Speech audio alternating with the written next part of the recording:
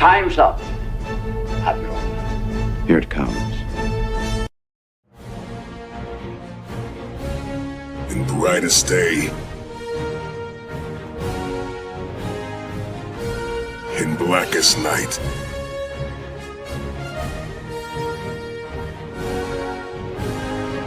no evil shall escape my sight.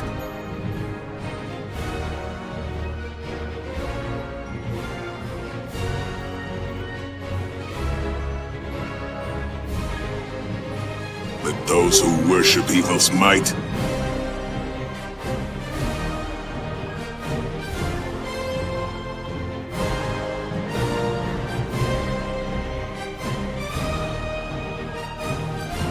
beware my power.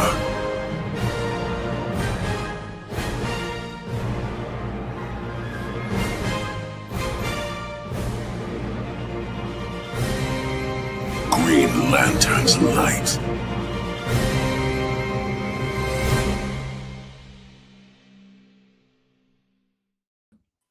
Howdy all, welcome to Brightest Day, Blackest Night Reviews, where we're going to essentially shit all over James Gunn's lanterns. Because yes, it is still James Gunn's lanterns. It's James Gunn's lanterns. Even though he had nothing to do with it, they're still operating under his command. But it's Damon Lindelof, Chris Mundy, and occasionally Tom King and women involved in writing this. I've looked at the credits of a woman wrote the last episode along with Chris Mundy. Episode 2, I looked at it. I'm making sure, because I want to know, well, see, when we had Dead Man Penis in last episode, I had to wonder, did Tom King have a writing credit in that episode? I had to wonder. I wanted to make sure I knew, but he didn't. He didn't. Anyway, howdy, y'all. Welcome. We are short one because, well, Jeremy had better things to do tonight than hang out with us and do his job and review this with us. In all seriousness, Jeremy had a family thing. He could not make it. He will not. Maybe he might show up at the last minute. Who knows? But we will not do that. But Jed's here. Hi, Jed. Hi. Yes, I am here against my will. The chat should know Adam straight up blackmailed me to be here, held some things over my head, and yeah, this is not a voluntary position I'm in. I didn't get out of it though. Like our Jon Stewart, who went out for cigarettes and didn't come back. I mean, I'm sorry, he went out for the lantern and never came back. And so I didn't get out of it like he did. I do need some blessings in my chat. Thank you, Dash, for that. But there is a little bit of business we have to take care of before we can talk about this show in the slightest. What? There's been a new decree that affects everyone in Nerdsphere. Yeah. Okay. Before you can talk about a show, a property of any kind, before you can have an opinion on it, you have to write fanfic for it. That's the only way to have a legitimate opinion. Okay. I did that back in the day for some video games and anime, but I never did it for any you don't show. have your fanfic for Lanterns ready to go to give yourself legitimacy? I just have media that I own that I reference and for my Lantern knowledge and enjoyment. But I came prepared. I wrote my fanfic ahead of time so that I could have a legitimate opinion. And any Lantern fans who want to come in the chat and have an opinion, you will have to send me your fanfics to my email before you're allowed to chat. Sorry, I didn't make the rules. The fanfic. Adam, would you like to read this fanfic for me? I just did. Aloud. They did some badass things. All right, so deep in the colorful void of space. I like that. The Galactic Peacekeepers, the Green Lantern Corps, stood stalwart against the forces of evil. God, that is so cheese. With the might of their imagination, made manifest by their will, Green Lantern's light held back the dark. Then Hal Jordan and Jon Stewart did some badass things. The end. So I am legitimate, and I believe I've written a better episode than Damon Lindelof did with the first one. Oh yeah, because according to Damon Lindelof, we don't have to be vigilant with our adherence to lore and respecting it and how adaptations. So fuck that guy. Anyway, seriously. So what we're gonna do now is we're going to spend a little time doing episode 1 just to make sure we've covered certain commentary in there because we didn't get a chance to do it last week because schedules were misaligned. And then we'll dive into episode 2. And I have, unfortunately, Jed knows I don't like to look at previews for next week's episodes because I like to be surprised, but I have caught what's going to happen next week with Laura Linney as a guardian. That was the thing that I was saving that I mentioned last week on Tryhards. That was the thing. Do you know what she looks like? Yeah, like a human being. Yep, that was specifically the thing. The fact that the Guardians were just normal ass people. But they called them blue at one point, but I guess they're taking on human form, which Guardians never do. Who isn't a shape-shifting alien? Like, do any aliens not shapeshift? Is Sinestro even really Sinestro? You know what? Parallax sitting in that cell? Well, Hal Jordan was Parallax, but I mean, I know. But no, what this is we have no budget. That's what this is. We have no budget, or they didn't want us to spend too much money, or we don't give a fuck, because there is something in episode 2 we have to talk about that I caught on before my review. But go ahead. You say that they didn't have a budget. Do you know what their budget was, reportedly? You mean don't have a budget if you're not getting these CGI in a Guardian? All right. Per episode or total? Wait, per episode or total? Episode. Per episode, I'm going to say 10 million an episode. 10 million an episode. So that means if there's 8 episodes, they spend $80 million on this.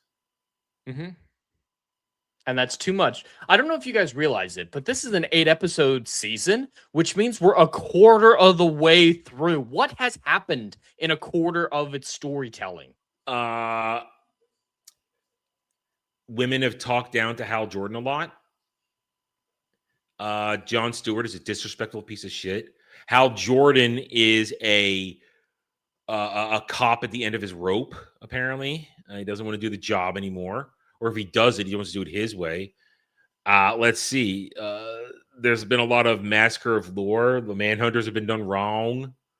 Possible teasing of other Green Lantern villains. So that's a problem. I wish Jeremy was here because you're gonna have to go with me on some of the stuff I said tonight because you don't know the lore. Jeremy does know some of the lore, so you'll have to. And I'm sure when we talk about this with Dre next weekend, he will have some commentary because you'll get a little extra every roundtable because Dre has to give his thoughts. We'll get him on here at one point, I'm sure, before it's all done. We'll have to. But anyway, yeah, nothing's happened. At least nothing significant and important. A lot of bullshit has happened. A lot of butchering of the lore. And I want to pull this up real quick. Let's start with this. Let's talk about Jon Stewart here right now, okay? All right. And his portrayal. Now, I know Jon Stewart through DC animated stuff because I didn't read Green Lantern comics.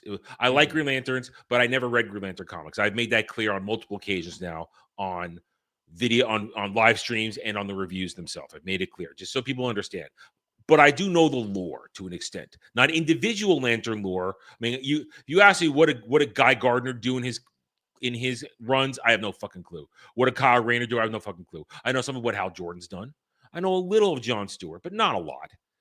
But I know the lore. I know how the rings work. I know when they upgraded it to the Spectrum and what those means. I know some of the villains, and I know how the mechanics work.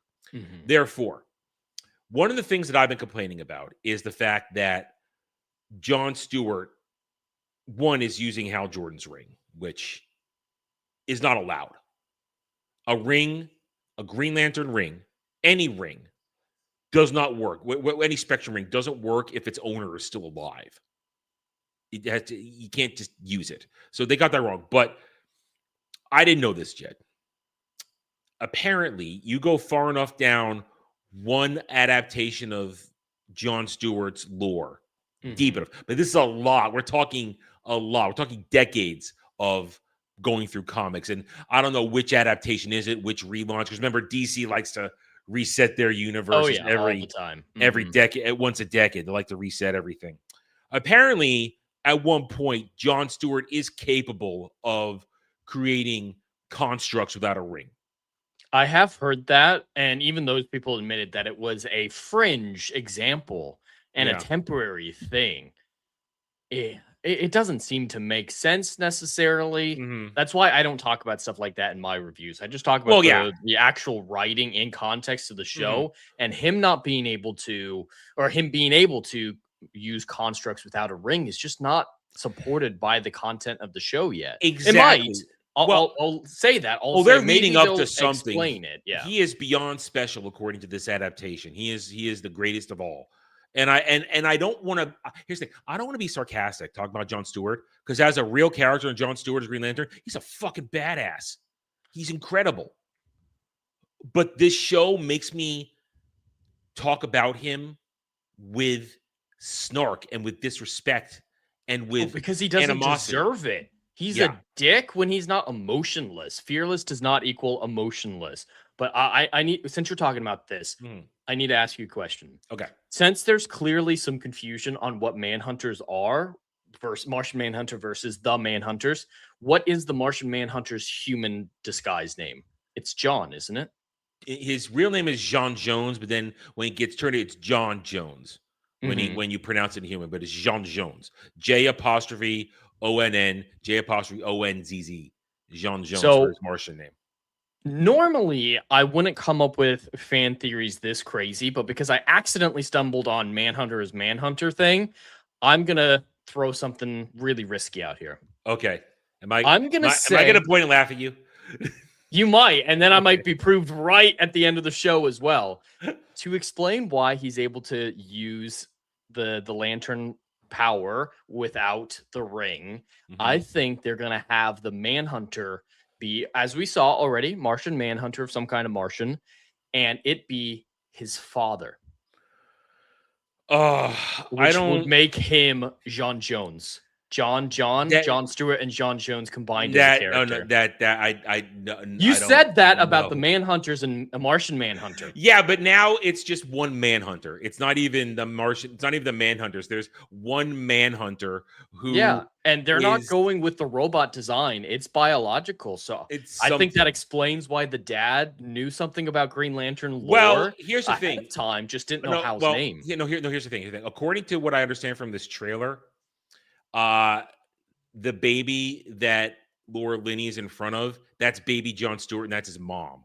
So apparently, the theories are from the Guntards is that his family they were tasked to making him the perfect Green Lantern. So I don't think that that Dad Jones who shoots apples off his head is a Martian. I do not think he's a Martian. I said it was crazy. We'll have to It's see if yeah. I'm right, but it would fit with the level of creativity that these writers have, as in moronic creativity. Yeah, I don't think. I think they did pull from Martian lore for the Manhunters that only a single Manhunter is alive and can somehow infiltrate and destroy society. No. Manhunters come by the hundreds and thousands and lay waste to your planet Yeah, they're with like the with flood. yeah. They just are they're nigh they're not unstoppable, but they are a giant wave of endless destruction because Mhm. that's what they do. But that's episode 2. So let's look at episode 1. So I only started with episode 1 without John Stewart stuff because I wanted to get that out of the way. So anybody Yeah. watches can't go, don't you know the lore that John Stewart, he can make constructs out the ring. Yeah, you got to go real deep into one adaptation They of his all lore. Wikipedia'd it. They didn't Oh know yeah. this before the episode came Yeah. out. They're Yeah, acting I like know. they're some experts. I don't believe any of them. Oh no, I saw one of our favorites. We've one of our favorite Guntards. We've gone out for Axel, which we've used in other previous examples. He was showing the comic pages, and somebody on X went on and said, "You dumb son of a bitch! We know you never read a goddamn thing. You just ripped that off of image search and slapped it up there, pretending you know what it's talking about. So shut the hell up." So there are people like us out there who are calling out these complete and total jackasses who Mhm. are just pretending. They're LARPing. I was called a Green Lantern fan LARPer during the first review. No, I'm a casual. I'm an extreme casual. I think lanterns are badass and cool, but I don't know everything. And I thought I had made that clear, and I'm making that clear now. I don't know everything, but I Well, understand the characters. you have to keep making that clear because these Yeah. stands have the attention spans of goldfish. So they haven't watched you say it before. Yeah. It's a miracle they're able to get through this show. And the Oh, reason my They love stream this is show. They oh love yeah, it. God, they absolutely love it. But the reason I titled my stream what I did, that slow does not mean good, that seems to be a lot of their arguments that I've seen online is it's slow. That means it's smart. Oh, it's taking its time. It's a slow build. Yeah. It has an entire season to go somewhere. And I just come back with we're 20% of the way done and have done 10 minutes worth of all right. building. Jed, you have to remember these people think 8 episodes is a real season. You have been introduced in the past couple of years. You've been watching series that have 20, 25, 26 episode seasons now. So you have self-taught yourself what a real season of television looked like from the 80s and the 90s and the early to mid 2000s. You know what it looks like. These idiots think that 8 to 10 episodes over the past 10 years now, that's a season of television. No. That's barely even getting started. In the past, 8 episodes in, you're like, oh yeah, I barely started the season. Or if you took those 8 to 10 episodes and put it in an actual 26 episode season, yeah, that maybe covers the main arc whenever they come back to it. But in between that, there's filler episodes, which are character works or giving you episodes expanding that make the lore. You care. Like I'm watching Stargate Atlantis right now, and my wife didn't believe me, but she came to really like Rodney. I told her. I told her. Yeah. But we just watched the Rodney episode where he got trapped in a puddle jumper at the bottom of the ocean.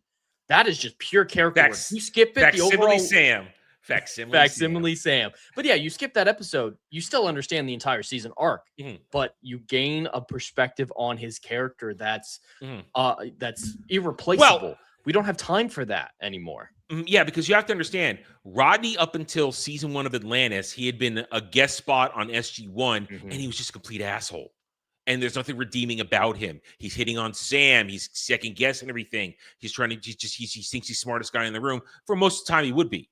Yeah. But then you get to Atlantis, and the thing is, Rodney was not supposed to be a part of Atlantis. Small tangent. Rodney was not supposed to be a part of Atlantis. They were supposed to be a different character, but they said, no, let's make it Rodney McKay, and let's give him more to do.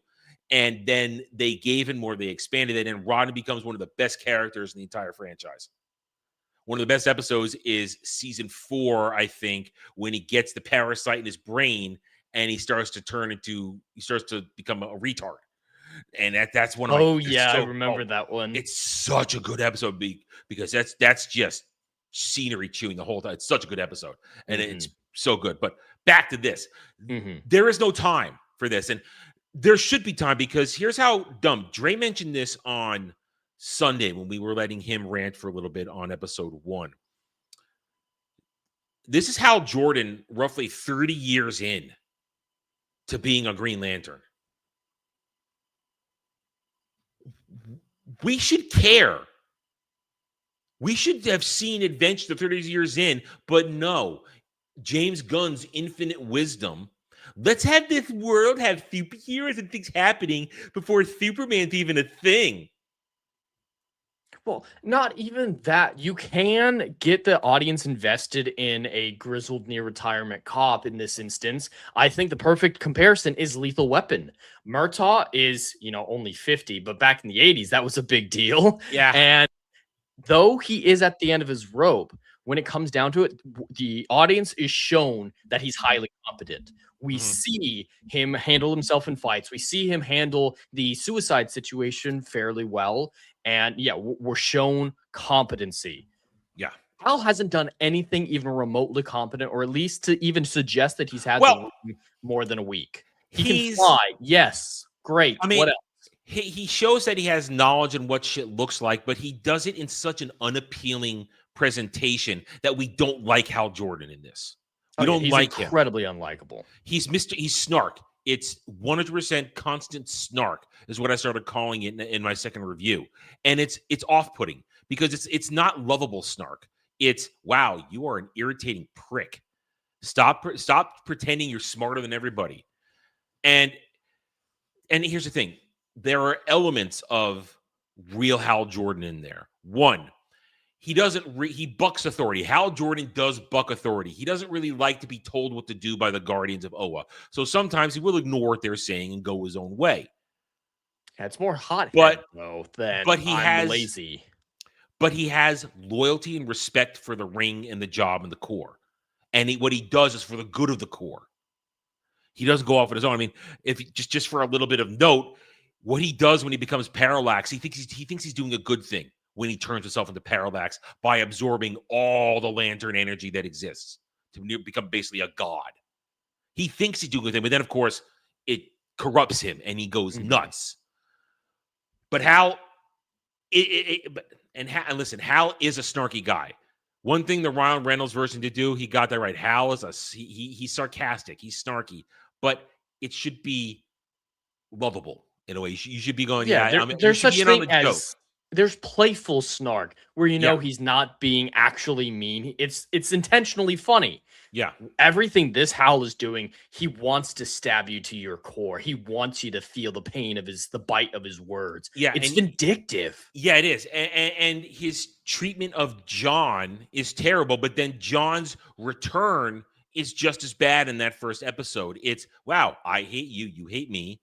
And essentially, we're supposed to understand that every time Hal says Junior, he's dropping a hard R on John. And every time John says some sir, he's calling him honky. It's essentially what we're doing. It is incredibly racially lined. It's like you have the privilege to just be handed the ring after a question. I've had to work my entire life for it. Yeah, and now we see they're setting that up that it's his destiny to be a lantern. Yes, according to if Derby was here, I'd let him talk about how he did some quick research and John was chosen by the Guardians, but he was still given his own ring. Yeah, why isn't there another ring available? I'm sure a Green Lantern has died in the last 30 years. Or the Guardians can make a ring. They can still forge a ring at the primary lantern battery. They can still do that. This isn't the time of Kyle Rayner where they made one last ring to give to Kyle Rayner. So they gave one to at this period of time, Guy Gardner doesn't have a ring, but when we jump back to 2026, Guy Gardner's Green Lantern on Earth. It's probably the same ring. No. Guy Gardner has his own ring. No, they've been showing us he has a completely different style ring. Okay, different style. They've been showing these pics online of all their rings and Guy's different ring. But here's the problem. All rings are the same. They all look the same. What if the rings reshape themselves based on the style of the person? No.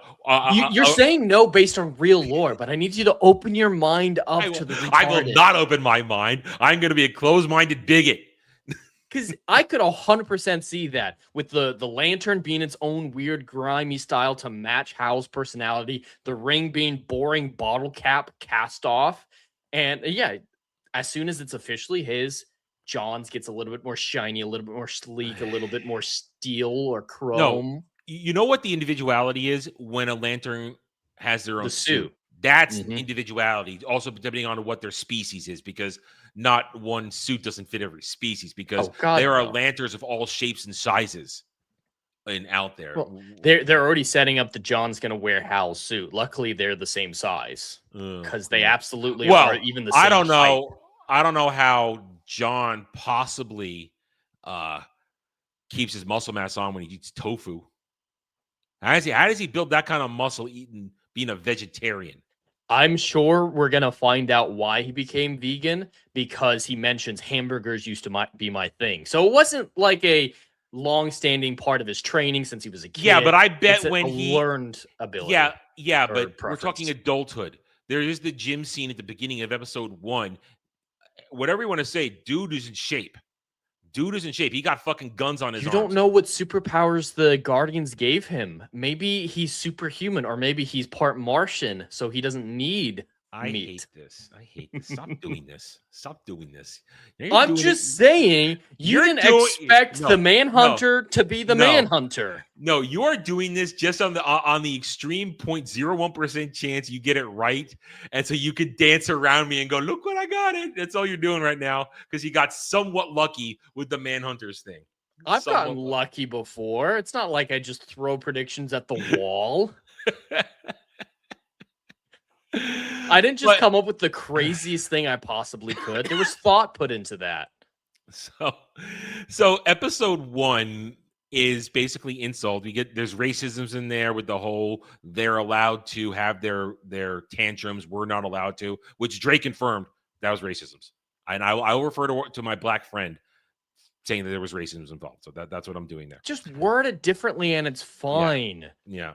What I love is that somebody said in my comments, they're talking about superheroes not being black. No, when we get to where's your white person, where's your white man? It's racisms. It's racisms. I love how you put the black friend in your second review to justify that. It's like, I asked my black friend and he said it wasn't racist. I did it on purpose. Of course I was going to use it. But episode 1 is supposed to be our setup episode, and it was so boring, Jed. It was, not only was it bad, it was also boring, poorly written. I mean, dropping F-bombs every third word is not good writing. We've said that time and again. Mm-hmm. It's forced edginess. These writers seem to think that being forced edgy, like swearing constantly, makes it mature. And mature does mean multiple things. Yes, mature means it's not safe for children, like sex, nudity, swearing, violence, gore, stuff like that. Yeah. But maturity is also in your brain capacity, what you're able to process. Like, I would call Charles Dickens mature compared to Magic Treehouse. Yeah. if you know that reference. So being mature in one way, they seem to think transfers onto the other type, because people think this is a well-written show, that this is heir to True Detective in quality as well as style. And it's just baffling. And it really comes down to slow, because Breaking Bad did this as well. There were bad episodes of Breaking Bad. Yes, I said it. There were bad episodes of Breaking Bad.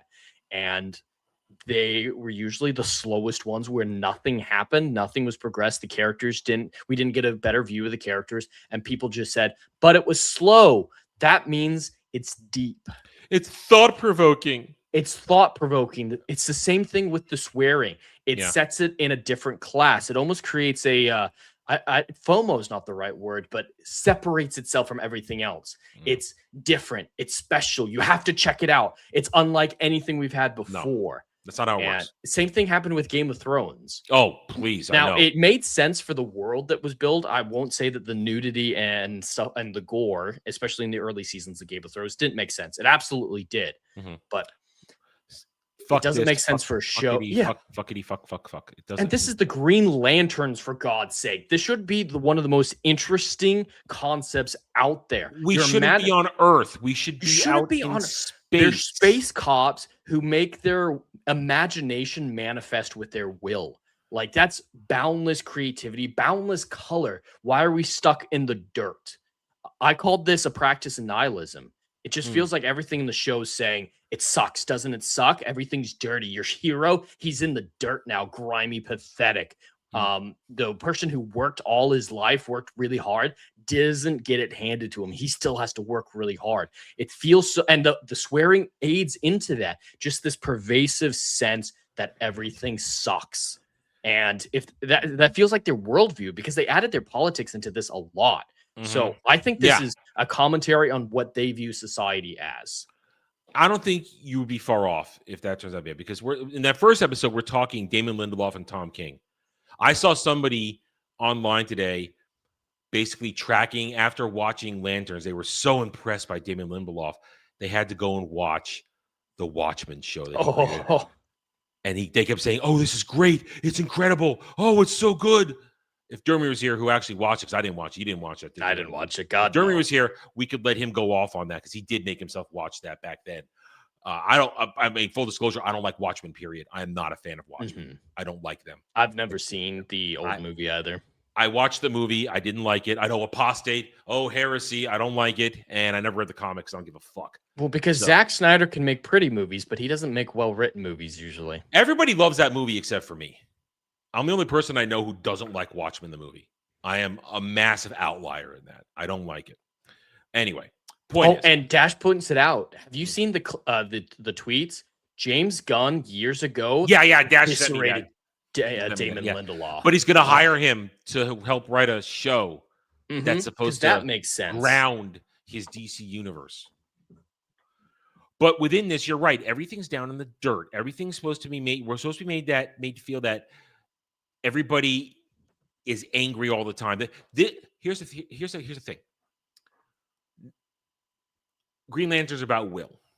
And if you are going to tell a show about lanterns, and I was very critical, and I'll admit this. I was critical. We were saying it's called Lanterns because it's going to be more than just Green Lanterns in this.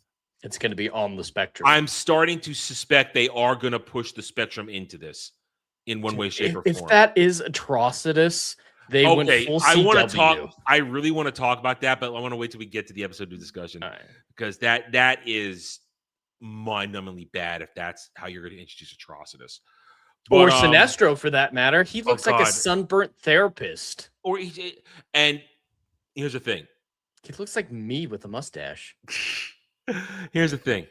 Okay. Dash brings it up. I was about to bring it up. Ethan Van Sciver, EVS, one of his biggest things he did was with Jeff Johns was restarting the Green Lantern comics in Rebirth. He did the art. He helped create the Spectrum. He did the modern Sinestro. He helped create the looks for Atrocitus and all those things. And he's busy going, EVS is stroking the hell out of this show because he thinks Throat Goat thinks he's getting some sort of payday out of this eventually. He thinks they're going to use something that he helped create. He won't get anything for Sinestro because he didn't create Sinestro. Sinestro was created long before he came along. But the moment they bring in a Spectrum ring that isn't yellow, they bring in any of the other ones.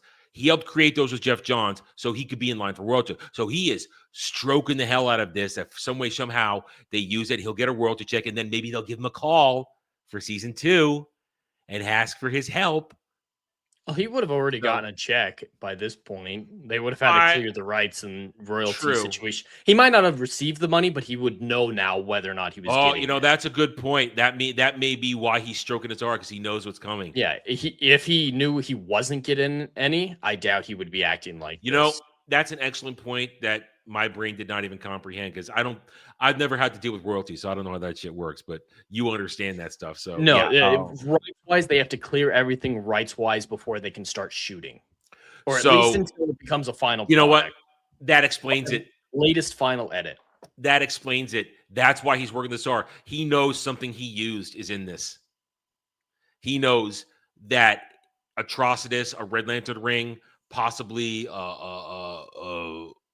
any other ring in there. If they even mention the Sinestro core, he helped create that. So if they mention the Sinestro core, he'll get a check. So, you're right. You're right. He knows that explains why he's jerking this thing so hard. He knows what's coming. So I have to retract my statements. And I said early on in our preview discussions for leading up to this from last year that why is it called Lanterns when it's a Green Lantern show? Because there's going to be Spectrum. Now, that's 100% why it's called that. Yeah, but now it is, obviously. Yeah. It's not just about the money. It's about continued access. Because if he doesn't prop it up, that's a violation of marketing. A lot of people have contracts to not damage a property. That's why actors can't just come out there and say immediately, this movie sucks. They have to wait a few years. So, all right, let's just fuck episode 1. I want to jump to episode 2. Fuck it. We're jumping to episode 2. So, in the middle of episode 2, after you don't want to talk about Hal being dead. Oh, okay, that's episode 1. That's all right. Fine, episode 1.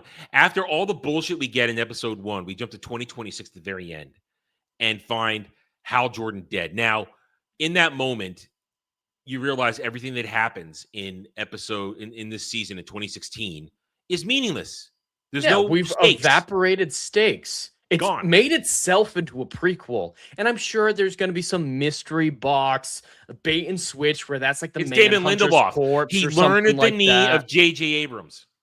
Oh yeah, that's what people are saying in my comments. Is it's a mystery box. You have to wait until it's out to know if it's good. But right now it looks good. It's like I just want to reply. You think a man who worshipped and licked the feet of J.J. Abrams will make a satisfying mystery box reveal? Disgusting. It's moronic. Yeah, it's dumb. So having Hal be dead, now people are trying to. Have you seen the headcanon responses to a lot of this stuff? The headcanon people are jumping through to make sense of this. Well, maybe that's an alien in the form of Hal's body. Oh yeah, like the Manhunter. And it doesn't refer to its shape once it's dead because We saw alien device. So they're jumping through all kinds of hoops to legitimize the mistakes in this show. But Hal is And dead. then they get mad at you for not sharing their headcanon. And that's the thing. Yeah. It's fine to have theories. People like, oh, is it this answer? Is it that answer? Mhm. Oh, that's really interesting. But they're like, I've decided the headcanon. Why is the world not listening to me?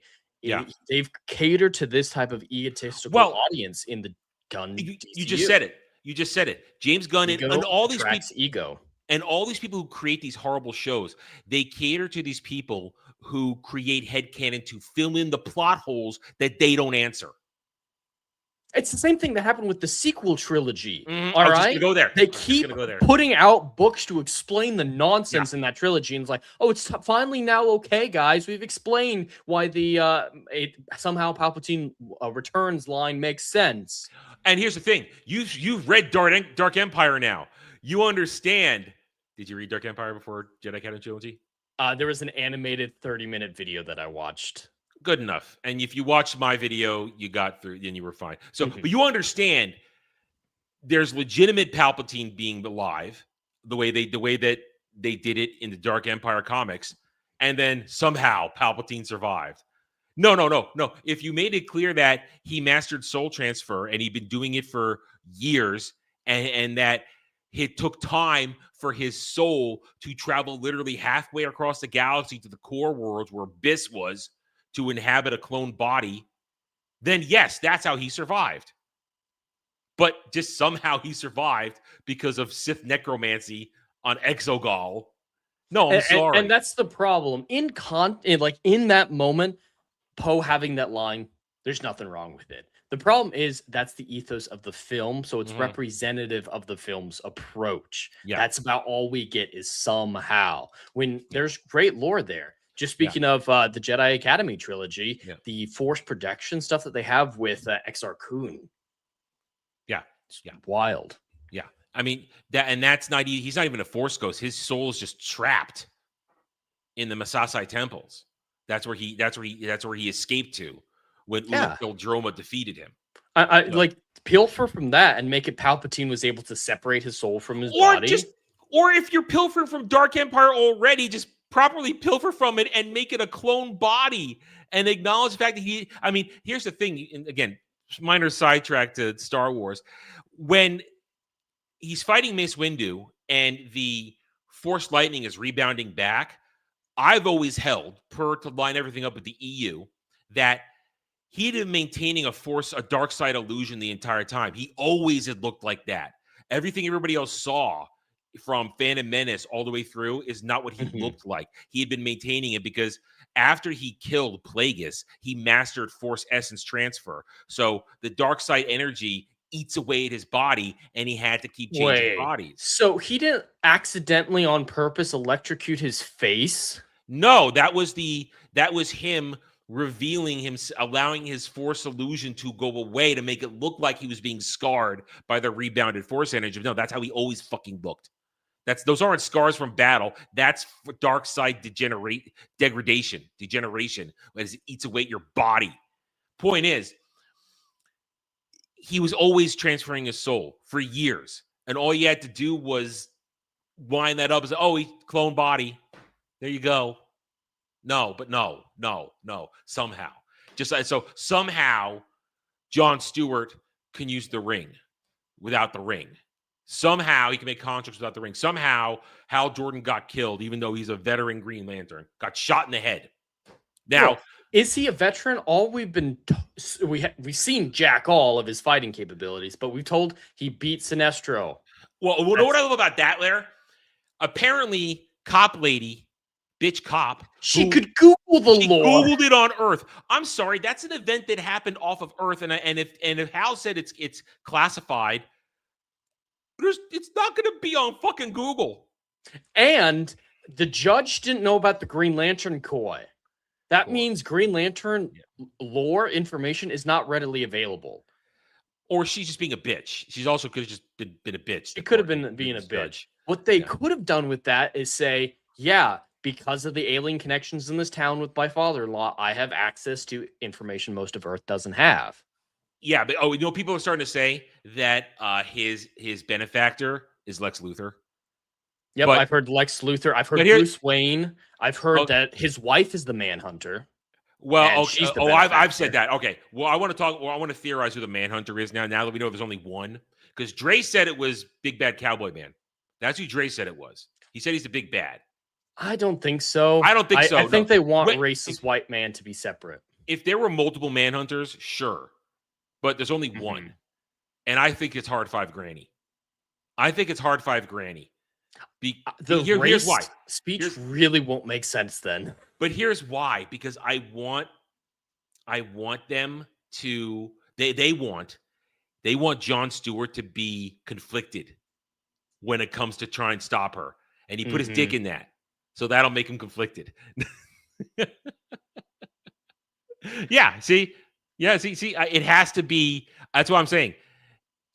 They want it to be her for so many reasons.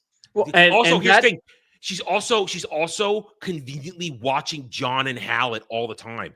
oh yeah, she's always around for no discernible reason. She just a small town, which I guess is something, but yeah, that would really make the race speech a lot worse. And the break of John's character that really bothered me in episode 1 that we talked about on other streams is I'm on duty. I drink Coke with Coke. I obey orders.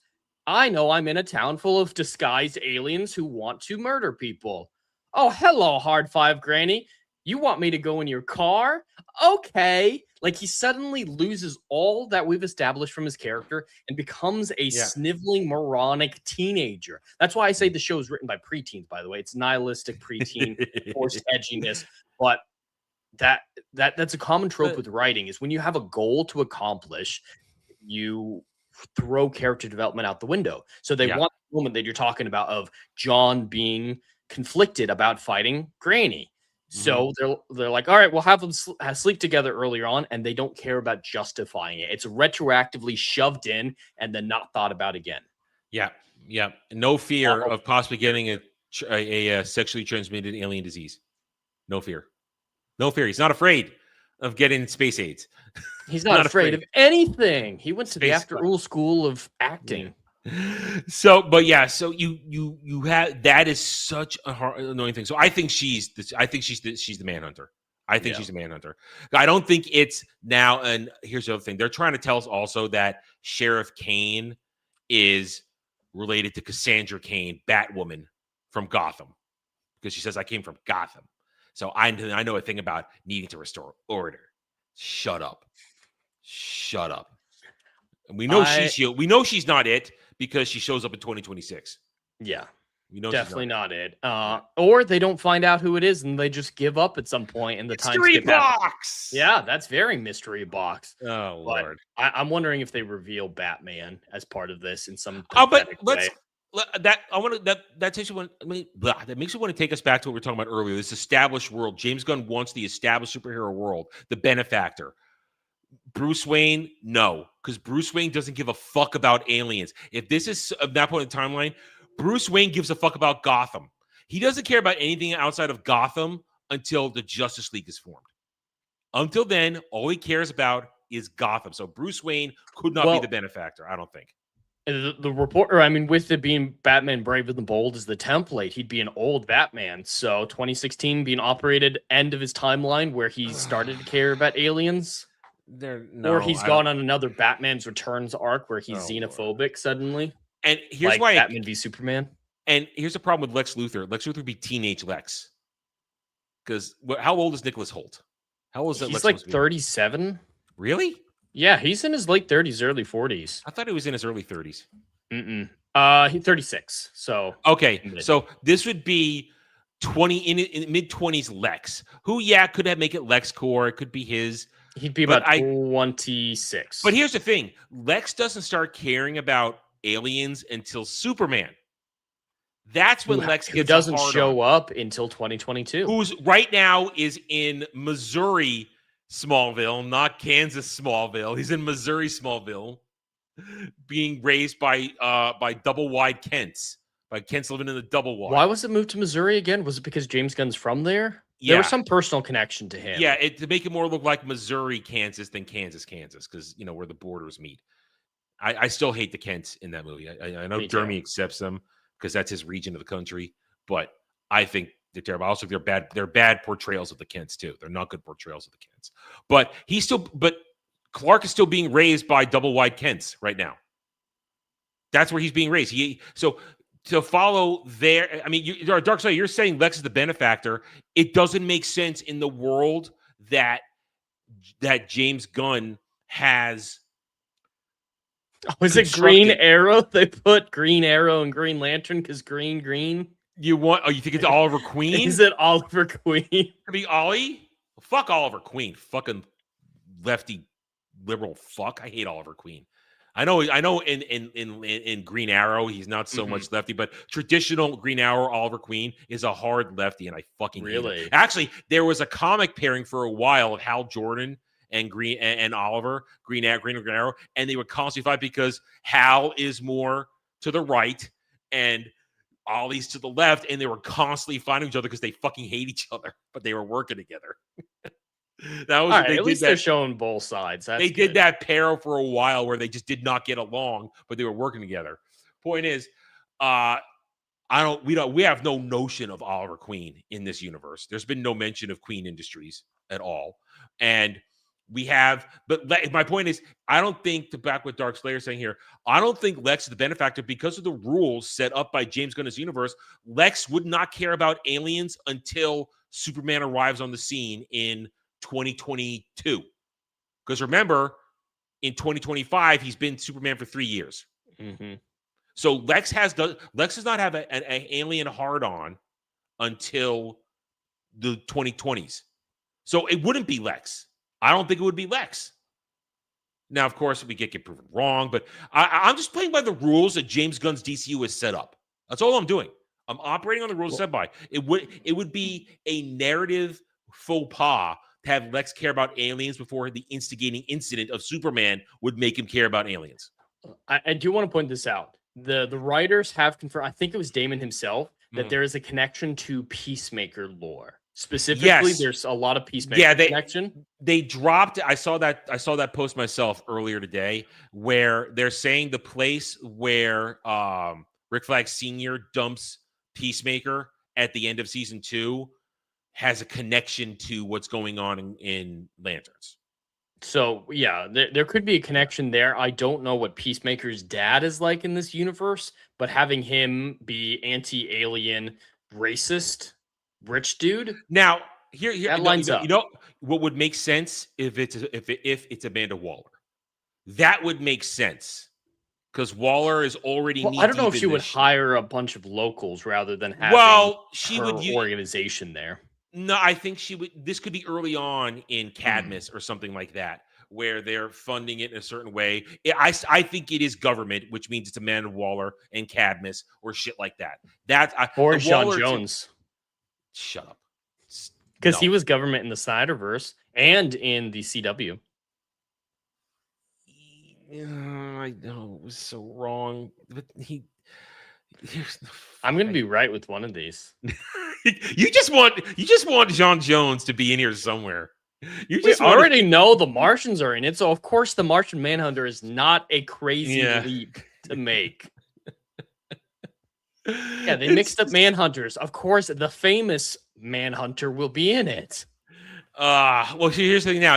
Now I know because Laura Linney's a Guardian. That shapeshifting what happens, that's her in that shot with the woman and the baby. It's baby John. So that's not the Manhunter. That's Laura Linney transforming back into a Guardian, is what that is. So that was because I lined up the clips. It's obvious. Now here's the problem. We know she's gonna come back and tell him to take the ring at one point. I hate this so much. I fucking hate this.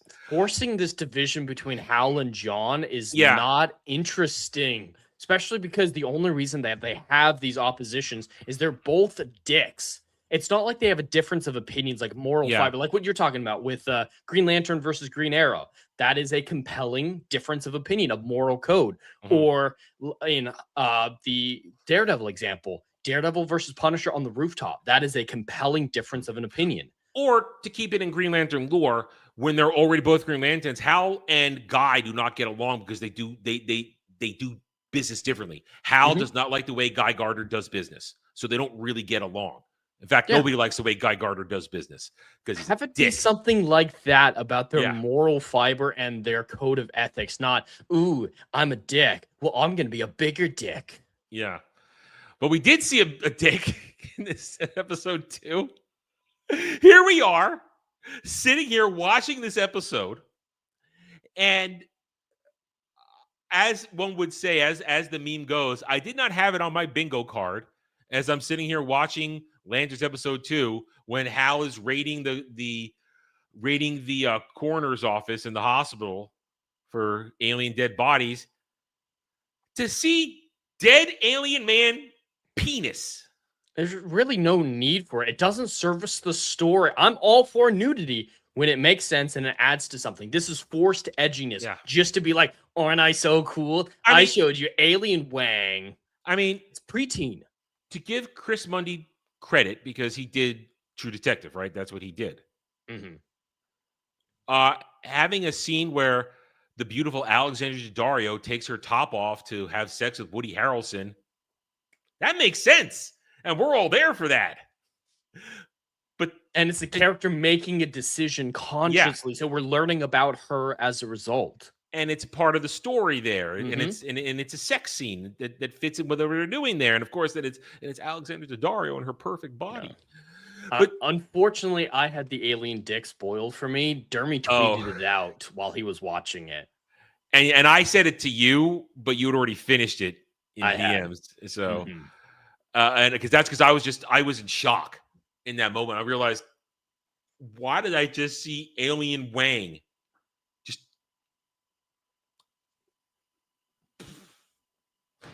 Kinda why? slapped you over the face, didn't it? Yeah, like the inflatable penis you said killed me 2 weeks ago. Anyway, yeah. So it was just why? It's forced edginess, and it doesn't even make sense in context. What was he trying to learn when he accidentally stumbled across the alien detectors? I might He have missed something, just but it wanted looked to like it was paper prove- thin. He just wanted to prove that there was an alien detector in the metal detector. So Oh, he had he to go seemed get. surprised when that happened. Well, When he passed through, he's going through it, and he's like, I think it. I think he was ring, checking maybe? for I this. don't- I think he was checking for the skeletons. Well, He you was know what using it'd it be? as a metal detector. You know what it would have made sense if he had used his ring to scan, because rings are used to scan. But oh no, I'm sorry, it's out of juice. It's out. Oh, I fucking hate the out of juice aspect of it. Separated from Lantern lore, just talking about what it shows me in the episode. All right, we Okay. have ring low power. It straight up says 5% charge. It explicitly says 5% charge. Then later on, he flies up a little bit to see half a block away from him. It's just a half a block. There And- you And he crashes to the ground with the depleted ring within 5 seconds, let's say. are. Yeah. That's telling me that you have 1 second per percent of flight. It does. And And then- well, and then the they show bird must him- have been draining the battery. Well, then the bird should have I know. disappeared. Well, there But- we go. But then they show him with. with a full charge fly to the other end of the galaxy. So that's contradictory. If 5% is not enough to hold him in the air for more than a few seconds, there is no charge that can get him to the other end of the galaxy, let alone in the first episode from California to Nebraska. You can't Once have again- 5% be, oh, stumble fall. Oh no, I'm completely out of power. Once again, you have basically forced attention towards the complete mishandling of how the power rings work in this show. Because by lore, a power ring, when fully charged, when very charged, allows a Green Lantern to fly at faster than light speed travel across the galaxy to get places. It's shown in all Lantern adaptations. It's very easy to do that. If you can travel that fast, then he could have gone back to Coast City to get his own goddamn Lantern battery. But no, And people Massa are Hal. saying he didn't do that because of his bail, saying he has to stay inside the state. Does this Hal Jordan look like he respects an Earth judge? No. If he needed to go back, he was going to go back. He sent John because he didn't want to fly commercial. It wasn't because he didn't. He respected the bail. Massa Hal. Get it right. Mhm. Massa Hal. It doesn't make sense in context. They show us one thing, tell us another, then show us 3 other things that cannot coexist. Yeah. They don't recognize how broken it is. And their fans are just like, I don't care. Headcanon. And you're right. The bird could have partially explained it. I still think 5% would have been more than enough for anything, considering we see him fly across the fucking galaxy. But the bird stays around. So John is manifesting that from himself internally, somehow without concentration because he's knocked out. So that bird is irrelevant in my opinion.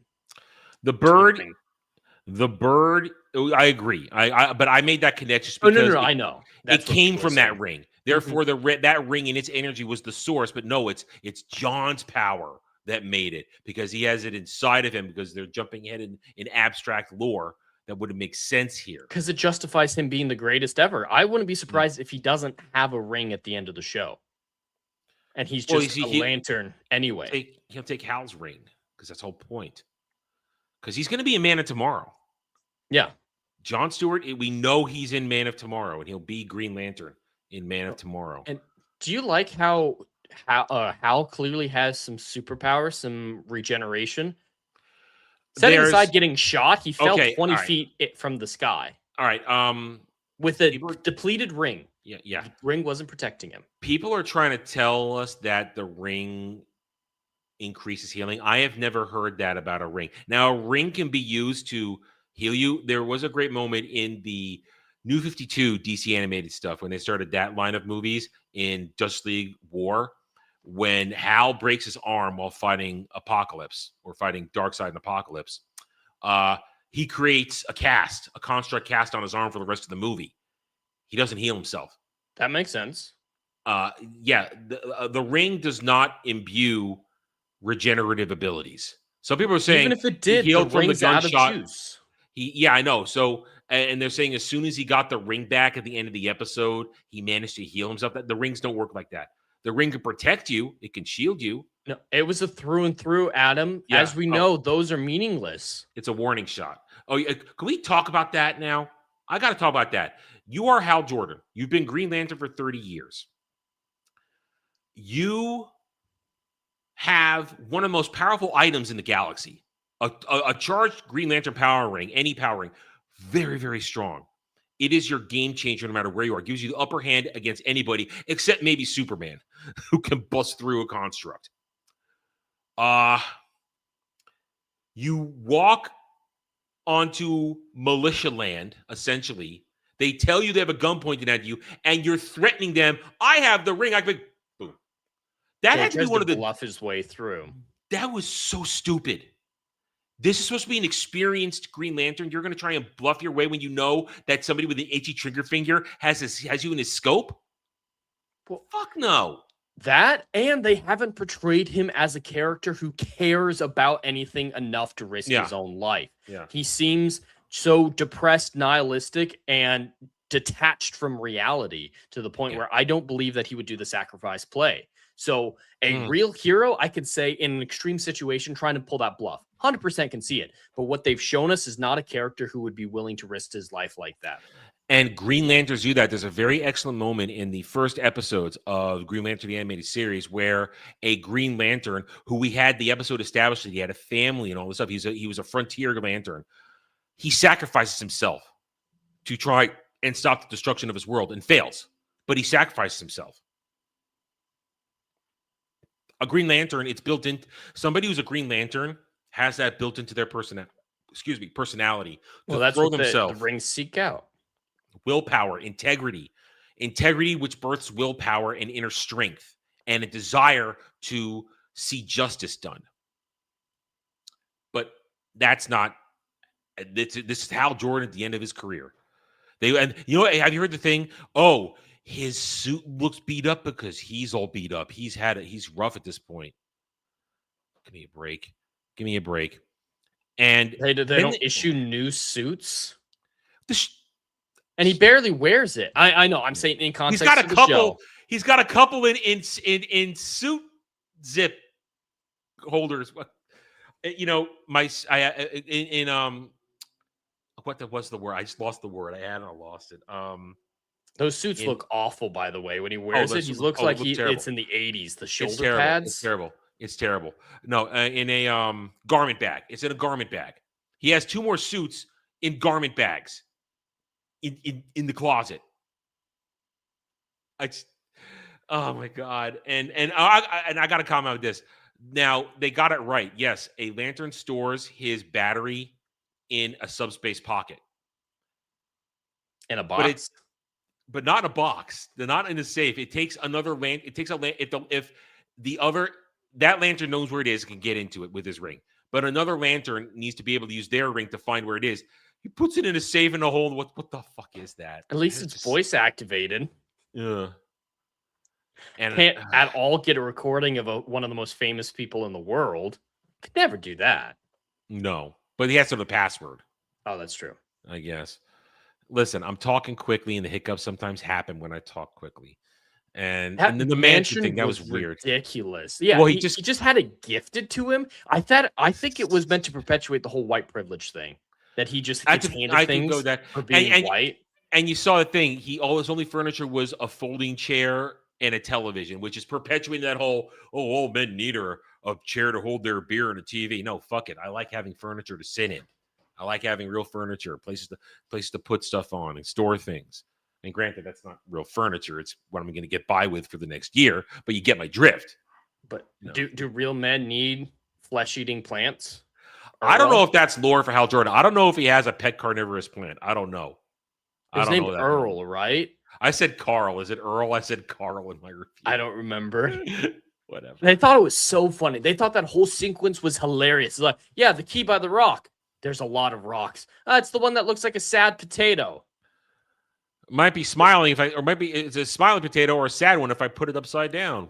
Yeah, they thought that was hilarious. That's why I called it preteens. It's edgy preteens with awful forced wannabe dad humor. Yeah. Like it's truly written by immature people trying their best to seem mature in every sense of the word. Yep. It's childish. And childish people think it's amazing. Here's the thing, it's just these people don't understand how adults have conversations or how adults behave, especially if you're Jon Stewart and you were a Marine. You're Hal Jordan. You've been a Green Lantern for 30 years. And you've been through shit. Yeah, of course you've been through shit. I was actually in the military, right? And the military has a reputation for swearing a lot. That's absolutely true. Never heard that much swearing from any military person. That was just next level. The military people I know, they get creative when they have to swear a lot. They just don't say the F word over and over again. They mix and match. They make something colorful to express themselves. To quote Spock, colorful metaphors. Colorful metaphors. Exactly. You mix it up to keep people interested. That's why inflection is a thing in your voice. You have to mix things up to maintain attention. If you just say the F word all the time, that is a plateau of inflection dialogue writing wise, because inflection applies to narrative, to plot, to dialogue, to everything. But Marines specifically, Marines are famous for being dumb, but that's not the jarheads. That's not what the stereotype I'm going to talk about right now. The stereotype is because they come across as dumb, it's actually a degree of focus. When Marines are in a high tense situation, there's very few people I'd rather have around than a Marine in a situation like that. But they're very good at saying exactly what needs to be said in the simplest way possible. It's shortest route to your destination type speech. John does not do that. He just either, I really hate you, sir. You suck, sir. Or he's, what's up with that? Or he complains about white people, which we'll get to. I want to highlight this real quick. That's a really good realization. The meat-eating plant fed by the man who eats plants. That's pretty good. That's pretty good. Go ahead. Criticism. I don't remember what were we just talking about. You're good. I don't know. We killed the conversation. Oh no, here's where I'm gonna go to. Okay, so let's go to that now. So after okay, you know what? Let's talk about that. Let's go in order here. After John gets the lantern, he gets kidnapped by the alien squad that are trying to infiltrate Nebraska. And they get the speech of the manhunters destroyed our world. And okay, he doesn't have a carnivorous. He doesn't have a carnivorous in the comments. Yeah. And an alien buddy named Idiot said, okay, thank you, Night Lantern. Someone who actually knows comic lore. Thank you I appreciate that because, as I've said, I don't know comic lore all the way. That's I very know helpful, certain yeah. arcs. So thank you. Okay, so no carnivorous plan. It's bullshit. Created by Damon Lindelof, Chris Mundy, and Tom King and James Gunn. Because they think it's hilarious. So they get kidnapped by these guys, and dude starts going on about the Manhunter destroyed our worlds. Now, I here's need the to say thing. something here. Go ahead. So I knew they were talking about obviously the Manhunter destroying their world, but for a moment there, I glanced away and thought they were talking about this Manhunter coming to Earth for a moment there. And he said he came to this planet, disguised himself as a local, then caused a great Holocaust. My brain went to, are they saying the Manhunter was Hitler? I thought that. I thought that for a few minutes. Then I realized no, they're talking about their own worlds. But here's a problem. Once again, it's not just it takes an army of Manhunters to destroy it, not just one. But it's so stupid. And my brain didn't go there while watching it because I didn't think they'd be that stupid. But I did catch an article before I did my review saying that the dude who keeps telling John, "Watch it, John, watch it," and with no flashback at all, just him going as he gets. You have to show a flashback for that eventually. No, they won't. They won't.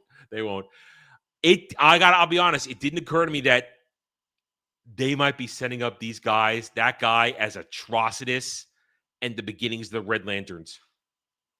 Okay, I mean, first of all, that happened hundreds of years ago.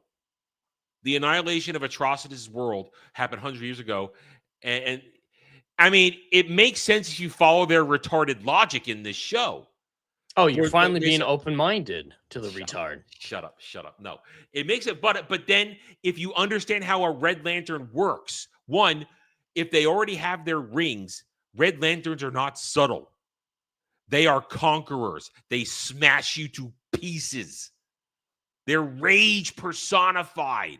That is what the red represents: rage, wrath. They're not going to send in. First of all, they're not going to say, "Oh, we don't want to kill civilians, innocent civilians." No, they don't give a fuck about civilians. If it's part of their revenge, they don't give a fuck. Red Lanterns would not be using subterfuge. And why are they not using their rings? Because it's not like it doesn't make sense. It could happen knowing them. Well, in this iteration, the only other ring we know about would possibly be Sinestro's yellow ring, his fear ring. But we haven't mentioned that. We just know that Sinestro used to be a Green Lantern. We don't know if he even made the yellow ring yet, the fear ring. We don't know anything. We're going to find out next week, I guess, as Hal and Sinestro have a talk in prison. Good Lord. So if he's Atrocitus, my God, that's terrible. That is so dumb. And that's something I want to throw to Dre next week when we talk to him on Roundtable on Sunday this weekend. Mm-hmm. I want to throw him that. I want to see Dre lose his shit. Because you put Atrocitus in our intro, because Jed made the intro. The giant red dude that Hal is fighting, that's Atrocitus. Really? I didn't do that on purpose. Oh, no, that's Atrocitus. That beast of a creature who is vicious and horrible. That's Atrocitus. One of the deadliest enemies out there for a Green Lantern to face, Hal to face, any of them to face, because he is massively strong. His hate knows no bounds. His rage knows no bounds. So that's who everybody's thinking this, and that the jokes. Oh, it's CW Atrocitus. I mean, and Atrocitus would not Atrocitus doesn't have shape-shifting powers. He wouldn't change the appearance. They just want to shapeshift all the aliens, and I hate that. It's so lazy. It's more of the grounding stuff. Yeah.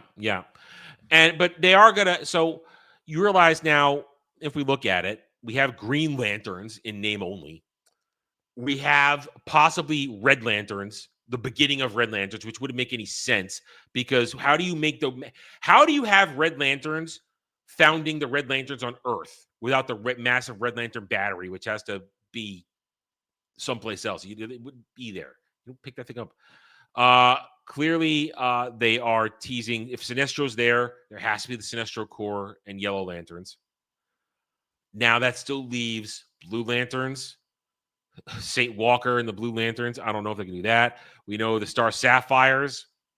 You showed it off from it was imagery used from the Green Lantern series. There's the Orange Lanterns, greed. John has more greed. He has avarice for Hal's ring. He's more, he is hella greedy for that. he is more Orange Lantern than Green Lantern so far. Because he has no imagination. He Yeah. came up with bubble wrap and thought wrap. of a bird when flying. There's Imagination sounds like it should be pretty important for a Green Lantern. There's a great episode in Justice League Unlimited where Mordred turns everybody into a child using the power of first magic, and right before it happens, he ends up sending Superman, Wonder Woman, Batman, and John Green Lantern to another dimension where Morgana's there, and Morgana casts a spell to turn them back to kids. So you've got little kid John Stewart, and he makes a mech at one point. I mean, he just creates a mech construct to fight in, and it's just so fucking cool. That's imagination, and it's good stuff. You have to have imagination things. So there's John Stewart has imagination, but there's no imagination in the show. No, Hal doesn't have it. John doesn't have it. The writers don't have it. There's a severe lack of anything remotely like creativity. Yeah, I mean, Darkseid. That's what we're talking about. If that guy is Atrocitus, the leader of the founder, not just leader, the founder of the Red Lanterns, that is going to be so stupid. It's going to be so stupid. Have you seen the meme running around of Tracksuit Sinestro? Have you seen that meme? There's been a lot of memes about him because he doesn't look alien. He looks sunburnt. He just got a little burn in it. The Ryan Reynolds movie isn't great, but Mark Strong is an incredible actor. He's great in that villain. He's wasted. He is so wasted in that. I love Mark Strong. So wasted. But they made him look good. Yeah, he looked like Sinestro, and then having at the end be in the Sinestro, the yellow ring construct suit now I'm Sinestro. Yeah, okay, there you go. Just make him the final fight and get rid of So, Parallax, I mean, I don't know. Movie becomes almost and okay. I don't know anything else about that's the limit of my knowledge of the spectrum. I know there's indigo lanterns, but I don't know much about them because they were. And then they kept making more. They made black lanterns. At one point, John Stewart found the black lanterns temporarily. I don't know the lore behind that. And then they tried to make white lanterns, which is absurd. A white lantern is absence of everything, which doesn't make the creation of a white lantern doesn't make any sense to me, but they did it anyway because they just needed to complete the spectrum colors. But so if they keep putting out all these lanterns, man, and that's the point. I both want it to be wrong and right that they have Anton be Atrocitus. I want it to be wrong because then I can make fun of it, how dumb it is. But I also want to be right that they can't possibly be that stupid. But we've already seen they are. And then here, I have a question for you. How does Sinestro know about John Stewart? It's an excellent question. Everyone except for John and Hal just kind of know everything that the writers know, just spontaneously. Yeah. I mean, Hal pretends to know stuff. Where'd you hear about Manhunters? What are Manhunters? Is Sinestro. So he's pretending. I mean, if Sinestro knows about John, it's because, again, the Guardians were breeding him to be the perfect Green Lantern. So, of course, while he was still a Green Lantern, he might have known about it. That's the only connection I can see. But it's just, oh, God. None of it works. The more you think about it, none of it works. Like you keep saying, the writing and narrative, none of this works. Because nothing happens. You're stretching out these events. You're stretching out these events where what's actually happened. Okay, in 2 episodes, we know there's a single Manhunter, which apparently Abin Sur took from a planet, and then it killed him, which is why he crash landed on Earth, which is not more accurate for Abin Sur in the Ring Pass and Hal at all. It's not how it works. So apparently, the Manhunter has been hiding on Earth as a human for 30 years. He's been hiding there since the 90s. Not doing a whole lot. 80s. I'm sorry, 80s. So 80s, 90s, whatever. So it just doesn't. Maybe breeding. They've been very specific about the timeline. That's actually one reason I think the Manhunter, all jokes aside, I do think the Manhunter is tied to John's origin. Whether or not it was the Guardians building someone to take down the Manhunter or something, because he was born the same year Hal became the Green Lantern and Abin Sur crashed and all of that happened. Yeah, but if he wasn't born in Nebraska, then it wasn't him because that thing hasn't left Nebraska. I don't think. How could we know that? There's not a spell Oh, over it to keep it this there. is so But not dumb. just separating it being his father for a second. This show is either moronic and just has everything in 10-year increments. Every event happens at exactly the 10-year mark. Hal gets the ring 10 years later. John watches Hal do the 60-minute interview. 20 years later, they're working together. And then 10 years after that, Hal's dead. It's perfect 10-year symmetry. A lot like James Gunn's 3-something symmetry for Superman, the movie. 3 years ago, he revealed himself. 3 months ago, this happened. 3 weeks ago, this happened. 3 hours ago, he got the shit beat out of him. Number symmetry is really lazy. And if it's a coincidence that all of this is going on with John the same year that the Manhunters dropped off and Hal becomes the ring, that's a massive coincidence.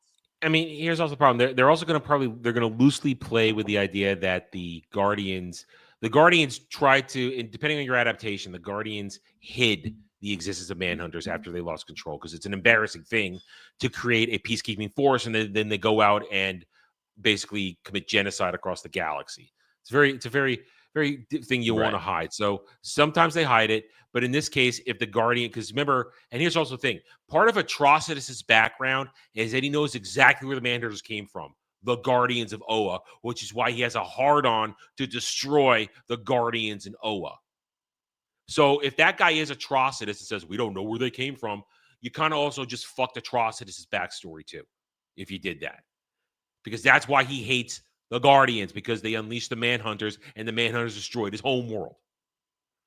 So if this is some long, arduous thing to have the Guardians also created the James Gunn Manhunters, then that's why Laura Linney made sure that Jon Stewart is born the perfect Green Lantern and trained to have no fear by getting apples shot off his head by his Marine daddy. This is dumb. It's really dumb. It's really preteens playing with their toys in the literal dirt. This is what happens when you have people who have no business writing genre are given genre to write. Chris Mundy may write a good detective show, at least I'm told with that first season of True Detective. But this guy can't write genre. He can't do it. And we know what David Lindelof and Tom King are all about. People are actually saying in posts, Tom King, one of the greatest modern comic book writers ever. No. Man cucked Batman. Man ruined Supergirl. Man ruined a whole bunch of shit. Man specializes in cuck fetish. That is Tom King. He is a walking cuck fetish. Oh my God. All right, anything else you want to say? I just want to say the actor who plays Hal. Oh, go ahead. No. Finish your thought, because I do have one more thing, because we didn't talk about it. The actor who plays Hal, I've seen him in other stuff. He is a talented actor, and it sucks to see him in this. But the praise that I've been seeing, almost universal, even from people who don't like the show, is that Aaron Jean-Pierre is doing a phenomenal job, separated from the script. I honestly don't see that. Hang on. Hi. We already talked about the penis. You want to talk about the penis? After Jed finish his thought. Let Jed finish his thought. But I was just saying, I don't see what people are saying with Aaron being some great actor in this. No. He has 2 modes. Emotionless because he's fearless, because that makes sense, and he's containing his rage. Those are his 2 options when he's not running down the street from the school of Prometheus, running away from things. He caused that pile up and killed so many people. What? I'm laughing. You're right. God, that was awful. Go the other way. He keeps making more cars crash. He's killing people. But the only time he doesn't have those 2 things is he smiles at the bird for a moment, and everyone latched onto that. Like, look, he's got a heart of gold. He's such a good character. And he crushes the bird this one time. He's so inconsistent and boring in both writing and performance. I think Aaron is worse than Hal. I think Aaron is one of the worst performances. I'm not saying it's his fault. I'm not saying he's a bad actor. I don't know him in anything else at all. But the dick slobbering that people are giving Aaron is confusing to me. I can but Jeremy knows all about dick slobbering. All right. Oh, well, thank you for that Yeah. transition. No, I could actually explain why people love Aaron Pierre so much. Why? It's because he looks like Jon Stewart. Well, so do You you in put our artwork here. We gave you the haircut. Well, yes, but I have the haircut, I have the beard and everything. But no, like legitimately, he looks like Jon Stewart, especially when you go into the future when he has the goatee and everything. He has the look, so that's why people are slobbering over him. His performance is the worst out of all of them, but that's just because it's so. bleh. Nothing. Yeah, All right. it's nothing. Is There's the nothing to look, latch does on that to. matter more than anything else in To some people, a yes. breakdown of To- performance? Yeah. To be quite literal, yes, because even the casting alone, I still say is top notch. I do not remember the guy who's playing Hal. Great casting. He's way too Aaron Pierre, old. too for good old, yes, Hal. but Aaron Pierre and like the guy who they have to actually play Hal, phenomenal casting. I mean, even when you take a look at, I know this this is not Green Lanterns that I'm about to bring up. I've been drinking a little bit, so shut up. This is not Green Lanterns that I'm about to pull up, but Superman in particular, I still say Cornsworth has the look I of agree. Superman. So you can have like something like that can go a long ways for it. Shut up, Adam. But with the see. performance that we've been having with I do think Henry's Aaron trying, has- though. I can see yes. good performance underneath the bad writing. with what we're getting with Aaron right now in particular, all we're really getting is fucking gilfs and racism. All right, so That's here's the thing. We haven't actually, we're about to do the race. So we've pretty much gone over almost everything. So Dermy, share your thoughts now. We talked about episode 1 a lot on tryhards, but you haven't had a chance to share episode 2 thoughts. So we jumped about everything. Only thing we haven't talked about yet is how's your white man doing? So we haven't gone to that Oh my yet. That was coming fucking up God. next. That was coming up next. But how are you Yeah, feeling? go ahead and share your dick thoughts with chat. Share Oh, God, share some thank you. thoughts Thank you about for that one. about alien man penis coming out of nowhere. Quite literally, I know we shared some thoughts on tryhards a little bit about Yeah. this show. I fucking despise this show. If you guys aren't aware, I'm a big fucking fan of Jon Stewart, Hal Jordan in particular. I know I'm a white guy. I identify with a black man. Shocker. Maybe it's because I'm black from the waist down, at least in my dreams. But still, like, I adore Jon Stewart. I grew up with him as my Green Lantern. He's the guy that I identify most with. I think he's a fantastic character, and I recently learned like his actual origins in the comic book. And they could, if they want to do a racism story, there's a small little bit in his OG, very fucking appearance. You could do a little something with. But they don't want to do that. They want to do something completely different and make Hal Jordan actually racist instead of, worried that he just has a problem with authority figures. But that's besides the point. I hate this show so fucking much. And it's more than just it's boring, therefore it's bad. It's so disrespectful to everything that there is, to the point that this show is making me hate Jon Stewart, who I fucking We talked love. about that. I don't like the fact that I have to talk disparagingly about Jon Stewart. I don't like this. Yes. It's not fun for me. I love him as a character. He is a fantastic individual. He is one of the greatest Green Lanterns to ever exist. Below, I know like Hal Jordan is the best. Then you got Kyle Rayner. Then you got Jon Stewart. He is top 3 amongst them all. But popularity wise, he is number 2. I would say by far none. I hate that I despise Jon Stewart and all of this. And it's solely because of the writing, the character development, the work that they've been doing, and the fact of the matter that what they're giving me isn't Jon Stewart. It's some angry blowhard that feels some sort of, I don't know. Chip on his not shoulder. Guilt. Chip He has on a his chip shoulder. on his shoulder. Entitlement and a chip on his shoulder because he thinks he's the righteous one that should be in charge, holding the lantern. That's not him at all in any way, shape, or form. He respects authority. He respects the chain of command. Yes, he is a fantastic number 2 Green Lantern in my fucking book. But what I'm getting here is ridiculous. And I don't know if you guys have mentioned this yet on the notion of the bird and how he could control a bird without a ring and everything. We did talk about how if you go down far enough in one of his adaptations in one particular arc, depending on which rebirth reset era you're in, he can control constructs that It are only ringed. You got to started go. happening in 2018. Okay, yeah, It's you have. I was gonna say, 2018. you had to Oh, go God. that you had to go real deep down in Deep down and recent, probably Tom Yeah. King. yeah. Only recent writings did they allow this to happen, and it's solely because of the exact reason why I hate this iteration of Jon Stewart, because he's a black man, therefore we have to make the black man the good character, which he was already a good character without that. Now, on the notion of alien penis,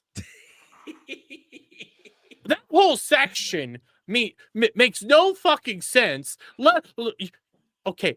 We have alien tractors, alien detectors instead of metal detectors. Yeah. And in the way you figure out that it's an alien detector, prior to even grabbing what you have now proven are aliens, even though apparently everybody fucking knew that they were aliens the entire fucking time, so there's a massive continuity issue and plot fucking hole.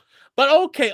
The way you find out that it's an alien detector before grabbing the aliens is you go to the front of your Nissan or fucking Toyota or whatever, pull off the grill, which is made of plastic, by the way, not fucking metal. But I mean, whoever said Hollywood writers are actually intelligent in any way, shape, or form? But okay, you walk through that. Then you have the smart idea to go to the morgue to pick up a bunch of alien bodies. And there it is, just right up in your fucking face, alien cock and balls. There. Which makes no sense, because if you know how a morgue fucking works, they cover the bodies up with the actual sheet, which you have him on. You actually have the alien cock there just for the sake of having alien cock there. I want It serves that to no be very purpose. clear. No, it serves zero purpose other than alien cock. That's it. Everybody else is all covered up, even another dude, apparently a woman. I guess there's a woman in that whole mix, but everybody else is covered up. But there you go, alien cock right in your fucking face. And you realize he could have just cut like a finger off, probably, and taken it with Yes, him. You didn't have to take legitimately, he did it. He could cut the penis off. He could have cut the penis off. And why did he take all of them? He had Yeah, one of 4 them. aliens in his car. Exactly. Just take Yeah. one in the trunk. He needed one, even if you want to fucking think to go do that. But even realize this, okay? It's an alien detector. How does he find out that it's an alien detector? Because when he's dragging the alien through, he falls down and then looks up. He never needed the alien in the first fucking place. Yeah, and to talk about the aliens again, I'm glad you're here, because I can only explain it to Jed. Jeremy, how do you feel about the possibility that guy who is telling John to watch our history might be atrocitus? No, I was trying to think of a better word, but it's an atrocity. Okay, I was trying to think of a better word. I'll let you. I'll give you a pass. I'll give you a pass. The reason why it's so bad is Atrocitus is the leader. Okay. Founder. You know a little bit. Founder. He's the founder, yes. Of the Red Lantern But he's Corps. also the leader. You know a little bit of like the Guardians of the Universe. They're little blue men, giant heads, but short and everything like that. And they're Guardians of the Universe and everything. They lead the Green Lantern Corps. Okay, you get a little bit of that. Now imagine that, but a giant, vicious-looking red alien decked out in red and fucking black, badass as all fucking hell, but is a founder of a Red Lantern Corps, which is all about hate and anger and wrath, wrath, everything, some of the coolest. The oath is about vengeance. Their Yes, oath is about so, revenge and vengeance. It's so fucking metal. It's so fucking cool. But you have this badass, scarred up alien creature of some origin. I believe he is the last of his actual race, but I could be wrong the real Manhunters destroyed his world. Yes. So you can see where people are getting this off. But you have this. But then he said, I don't know where they came from. He says, I don't know where they came from. That kind of defeats the purpose. Yes. But you have his lore. Fucking baller, heavy metal looking motherfucker. And he's just an old man. We people are calling it CW Atrocitus. CW Atrocitus. I think that's being very kind to it, because even I get it. Okay, Darkseid and CW Smallville was a shadow creature, smoke. But at least they try to do something. This is a random old man. But here's also the thing too.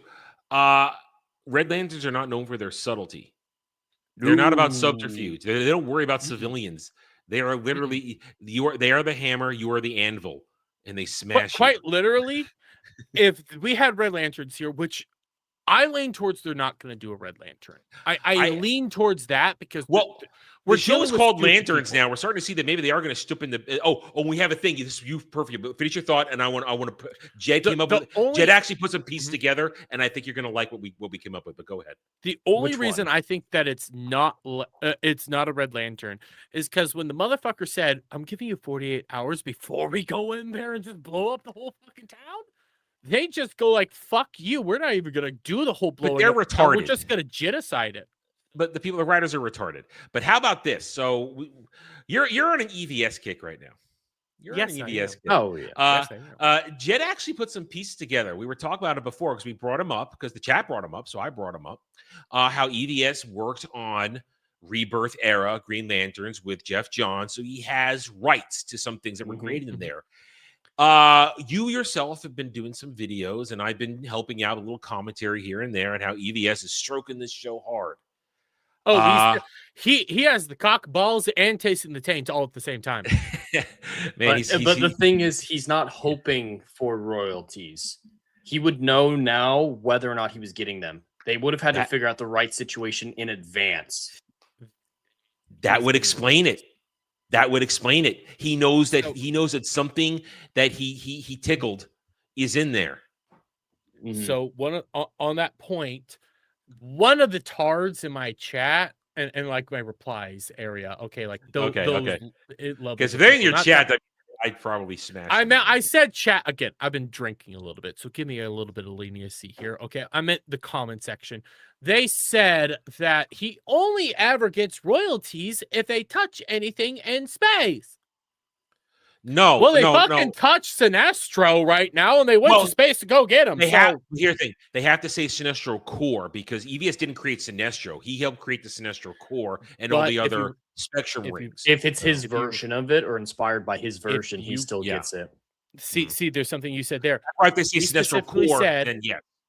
He specifically said this looks like an aged up version of that tweet. Sinestro. I saw that tweet. So I fundamentally believe that they are about to fucking start touching this. The more you guys start talking about this, I think they're going to touch everything. The spectrum. And he already knows. He has had to have known weeks. I didn't think about that. Most likely months ago. They probably would have approved it before going into production for all of this. Jed brought that point up that didn't occur to me. And now that's total. Jed hit it on the nose, I think. That explains why EVS is sucking this thing so hard. He knows that he knows if it gets a second season, they'll do more and he'll get more money.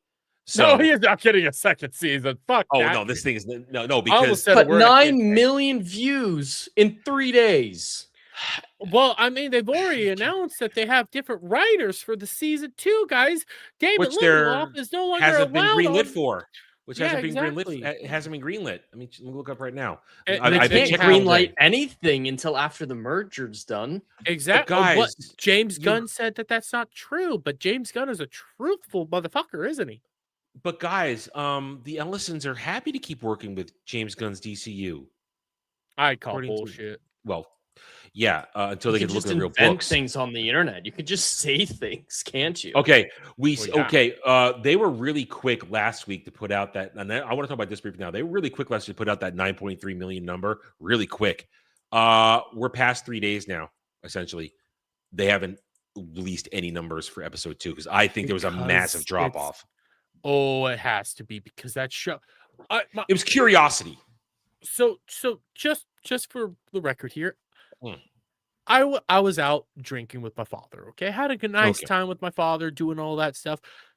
My dad watched the show well after I watched the fucking show. Okay, Lanterns episode 1, right around Thursday of last week is when he finally sat down to watch it, just to have something on. And you've talked about how your dad watches stuff, so we're familiar with that. Yes, he watches stuff like that. Okay, I love my father. I told my dad after we got done drinking, having a good time and everything, that right now on Wednesdays, yes, it's off day, but I am actually signed on to do Lanterns and everything like that and review it. And he looks at me, he's like, "You're actually reviewing that shit show." He watched episode 1. He'll watch it. My dad watch anything. Air quotes watched Halo. Yeah, you've He called described this this stuff. shit. You've described the way your dad watches stuff, so this is not new. He called this shit. He doesn't pay attention to anything. He'll just play something to have for fucking sound. He doesn't. He's Mhm. already called this show shit after one fucking episode. Yeah, because it is shit. It's horrible. And Dash, we all know Rotten Tomatoes doesn't mean shit. It doesn't mean shit. No. It means nothing. Nothing at all. Nothing at all. Like every ratings metric system out there is broken beyond belief and is easily manipulated by both sides. So it's worthless. What we do know is that ratings do still mean something in some way, shape, or form. Even though the metrics of million, billion minutes viewed are meaningless, they still gives us something. I prefer Samba as the best snapshot personally because it shows who's watching it. And It's relatively good. Yeah. Still to this day, Nielsen's are the best way to judge all that. Nielsen's is legitimate unless there's multiple seasons. When there's multiple seasons, then Now- it starts to lose its legitimacy. But To be fair to Rotten Tomatoes, when it comes to TV or something like this, Rotten Tomato scores are more accurate. That is a fact because they're not out there to partnered with Fandango. Fandango. Yeah, movie you can't tickets or prove anything it. like Yeah. that. That being said, at the same time, if you're if a movie has like 9 million people putting out a rating on a fucking movie and all that shit, but a show has like 900 people putting out a rating on a show and all like majority of that 900 like that show, yes, it's going to skew in the positive. Okay. So you have to take that into account as well. Yeah, sample size is important. sample size is so And important. who's Now- going out to see stuff like that? Like Lanterns, that's going to be people who want to go see it. It's not a cultural event like Spider-Man where everyone's going to review it. Yeah, I mean, and here's the thing. It's going to rate on Nielsen's because of that first episode. There was enough curiosity. If it had 9.3 million views over 3 days, it'll be up in the top 5. But I think it drops to the bottom 5 and then disappears the longer it goes on. I don't. Oh, I think this show's already dead. Yeah. After episode 2, like nobody fucking cares about the show right now. Oh, everybody was my curious views about are cut episode in half already for my review. Everybody was curious about episode 1 more or less because like I think a lot of people came in wanting like goodwill. They wanted a good Lantern show. Granted, I mean this is Damon Lindelof. You That's got what you we all fucking want deserve. is good TV. Yes.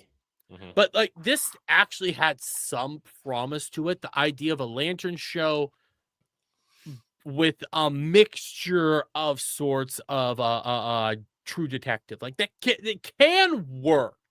Not the greatest connection, but it can work. We got nothing of that. No, we got nothing near that. no. This is in like Tim fucking Buck 2 compared to anything what we were expecting. We haven't talked about it yet at all, really. So now we'll bring it up just to round this out. So how are your white men doing today, guys? How are your white men They're doing wonderful. God, that speech. What was it? 10 minutes? All That I wasn't a know, speech. no, it was only like a minute. They only talked to each other for like 3 minutes. They're doing very Felt well. like 10 minutes. I had it pulled up because it is actually replied to by Gary, but I Gary had tweets it. out like I a used the woman. clip in my review because last week I got told that I was seeing things and making things up when Jon Stewart's dad was talking about they're allowed to have tantrums and we're not. Oh no, they're not. It's not about black and white. No, this pretty much. When was the proved show made? This feels like it came out in fucking 2020. So to be fair, this show was actually originally planned to be made several years ago, shortly after actually the launch of Watchmen. Damon Lindelof actually has been pitching that show for that fucking long. And it wasn't until James Gunn came along that it got greenlit. Even though That James would be Gunn 2020. yeah, even though James Gunn fully fucking knows that Damon Lindelof is a scam artist and everything like that, but I mean, when would that have ever been? You weren't here when I mentioned this earlier, and I'm glad you are now. So somebody was saying they were so impressed by episode 1 and what Damon Lindelof did.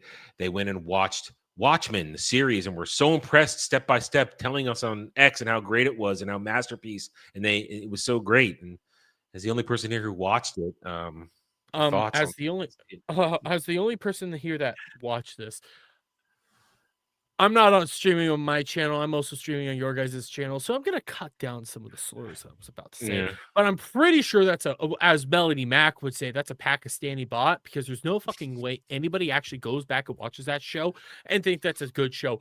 I'm reminded recently that there was a man that was actually called Lube Man in there that was just covered up in lube the whole time. I actually completely forgot that existed. That show was an abomination outright. Is it the where boys? No. It this is called sounds like the Watchmen. boys. I know, but it still is racist. It's just as racist. Oh, even more racist. Yeah. I'm just gonna lay this out for you guys real quick, okay? So the main character is actually the granddaughter of one of the first superheroes out there, known as Hangman, who was a black man but was becoming a superhero around the time that Jim Crow laws were still around. So he disguised himself as a white man. That's why he wore a hat, a head, a mask, and everything like that, and everything, but painted his eyes white. But that's besides the point. Oh, so he's gay, but again, that's besides the point. How does he have a Who granddaughter? isn't? Who isn't? Because he was married at the time prior to him finding out that he was gay. And had a Before being granddaughter. told he was gay. Yeah. Before he Hey, this discovered that he likes Gray cock. making Iceman gay. Come on now. Anyways, that character would survive and all that stuff and go on to have a life and everything, even though he's gay and whatnot. Later on, he would go on to kill a bunch of white people that were Klansmen and hang them from trees, because that's what they did to his people, even though they were brainwashed at the time of doing all that. Again, everything I'm saying is accurate and to the point. Mind you, though, when he hung those people, he was in a wheelchair and actually needed help moving around. And they never explain how he fucking hung those people while he was in a Mystery box. David Lynn. Yeah, that's the main reason I also quit watching the show when it was first coming out. I only went back after it was like all done because I was like, you know what, it's something to watch and finish. I regret that choice. The smartest man in the whole universe of Watchmen is, I just had his name, I forgot it, but It's I know what you're talking about. It's Ozymandias. Ozymandias, thank you, who's also played by Jeremy Irons. Jeremy Irons, played by Jeremy Irons. Waste Great of casting. Waste of a great actor. Waste of a fucking actor, because they also do a massive fart joke utilizing him. Again, that's not even a joke. That's actually something that happened. But they have him there to kill off his daughter, who is like Vietnamese or Taiwanese or something like that, just to then kill him off. Yeah, I know that. I remember hearing about that. So somebody said it was a work of art, and that Damon Lindelof's Brilliant Lanterns episode 1 encouraged them to go watch that. And I just laughed, and I thought, oh, that's a Pakistani bot. There's nobody that actually believes that.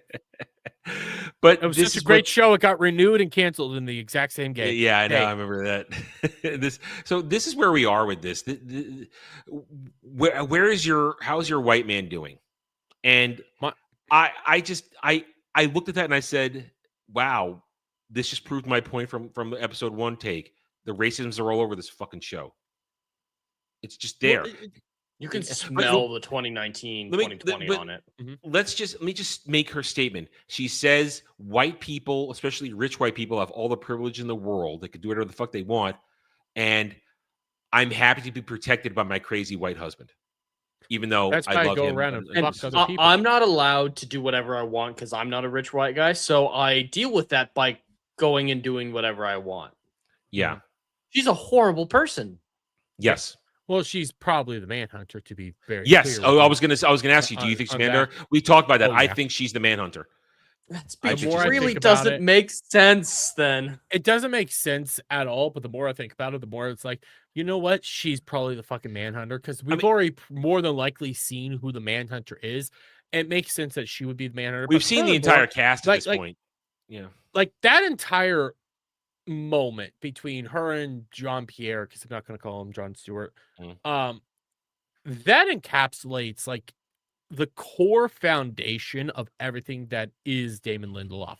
It is this rich white man, Hollywood elite snob jackass who's probably also gay and takes it up all the ends that he can fucking tick it up, all while sounding. Yeah, I said that on purpose.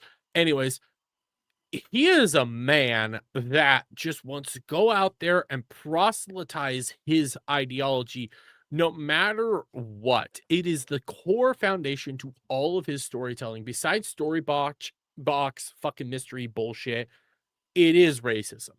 That's all he has. That's all he's ever been known for, and that's all he will ever be known for. Granted, yes, it got him a fuck ton of awards back when Watchmen came out because of the whole BLM and all that bullshit was going on at the same time. We're well past that, and we're really seeing that you're a one-trick fucking pony, and this is the worst pony to be trying to one-trick. And then to have John go, Massa Hal sent me to go get his lantern just to get me out of the way because he don't like me. John would never fucking do that. John, again, I'm going back to this first initial fucking debut. Yes, he was antagonistic to a racist cop back in the very beginning. Hal Jordan saw that and thought that he had an issue with authority figures. They had a brief mention of racism, moved on, but he proved that he is a fantastic fucking lantern. Racism, he always came above. He never did the, massa. He never did that shit. He always proved that he was worth fucking while. And that he was a true fucking man's man, and he was one of the best fucking lanterns. Mother. Yeah. Well, Yeah, you know yeah. what aids a racism narrative? What if he's also an alien? Okay. All right. Jed is trying to now once again stumble into a successful prediction here by saying somehow John is part Martian. I have That seen he's John Jones. I He's have John and seen John. that. I have seen that weird clip going around. Well, you know that's a because random Laura black Linney. woman. Well, that they're saying now, according to the teaser from next week, that Laura Linney is a guardian from Oa in human form, and that's baby John and his mother, and that John has been destined to be a Green Lantern because the whole reason they're doing that thing because they're raising him to be the perfect Green Lantern. Or it's a classic trope from mythology or a repeat of the Kents. Maybe he's the Manhunter himself. Look, So I Yeah, remember the Guardians of Oda take that baby and they're like, this here Manhunter If- raised to be best Green Lantern. Prove that we weren't mistaken to make Manhunters. if you go back to the initial fucking can't believe I'm saying the initial trailer, there's a random black woman standing out in a driveway that we know jack shit about. And the Manhunter shows himself to that random woman now we standing think that out that's Laura Linney transforming back into a Guardian. That's what I think now, that's Laura Linney based on this what we saw from next week's preview trailer. I think that's just Laura Linney, that was ever Manhunter, that we got that one wrong, that it's Laura Linney turning back into a Guardian. That's the baby. If that's a fucking Guardian, that's a very tall, dark Guardian. In the preview scene, the preview pic I've seen, that's the same woman holding the baby, and then there's Laura Linney standing there with her hand out. So, and they're saying Laura Linney's a Guardian in this. So again, I reiterate, Or she's the Manhunter pretending to be a Guardian. you just keep pushing this. He Like- wants like, to be what- I'm gonna accidentally be right right. again. I'm gonna be right. Like what I keep saying is that's a very tall Guardian because Guardians are tiny blue people. short, tiny blue people. Yeah, yes, with varying hairstyles. I mean, there are bald female Guardians, and there's Guardians with only facial hair and Guardians with little hair. They all got, but they're tiny and blue. It's usually white hair. That's about it. But they're tiny blue people. But she's changed her shape to human because that's what they do in this fucking show. All You know what? aliens It wouldn't fucking it morph. wouldn't fucking surprise me. We're gonna find out in a couple days. Damon, John's gonna be reminder. part alien or all alien. That's Reminder. the one I'm sticking to. Okay. Reminder, guys. Okay. After Watchmen, you could use the movie, mainly the book, but at the end of Watchmen, Dr. Manhattan goes off to become a literal god on Mars and builds his whole utopia and everything like that. Okay. That's what he goes and does. Yeah. Enter the Watchmen show. He leaves his godhood because he sees this miraculous black woman. And he walking gives her an around egg with fucking all this North power Korea in it. and falls in love with her. suppresses his entire powers, puts a fucking weird disc in his head just to have a life with the black woman. And then, yes, you're right, gives his cock and balls to the black woman to give all the powers away to the black woman because she's so much better than Dr. Manhattan. Yeah. Damon Lindelof.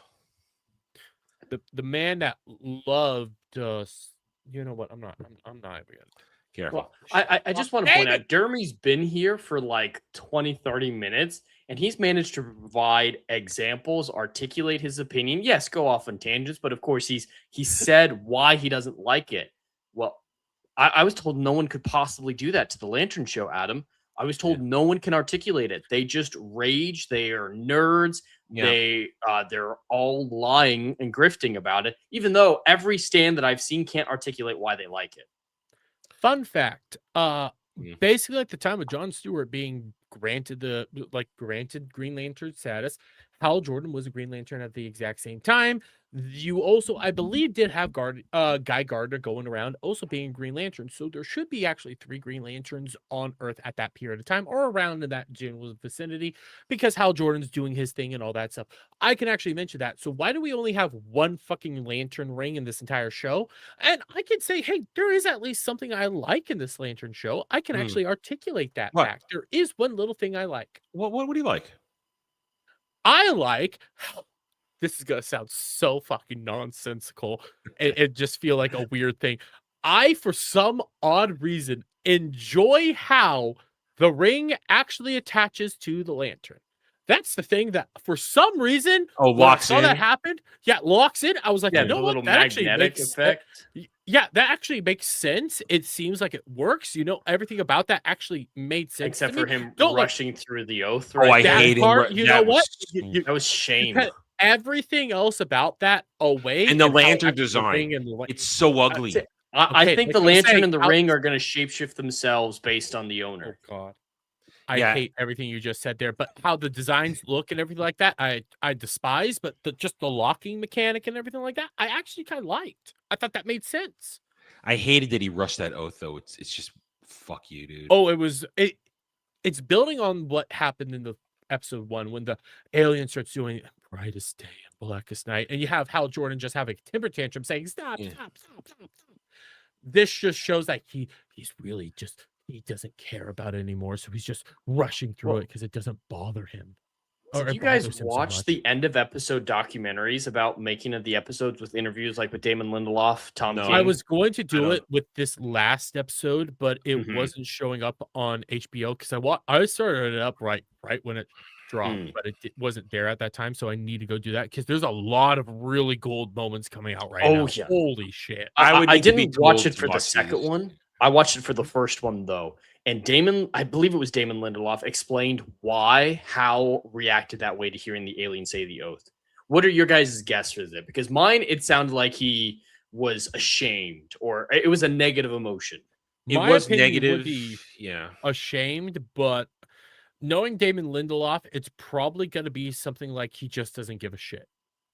See, that would make more sense. No, what they said was it's because the oath is the only thing still sacred to him. They use the word sacred. And then they show him in this episode, that's not sacred. He said that's why he reacted, because the dude was spitting on his religion. It was discussed in this episode. He was disgusted when he was saying it.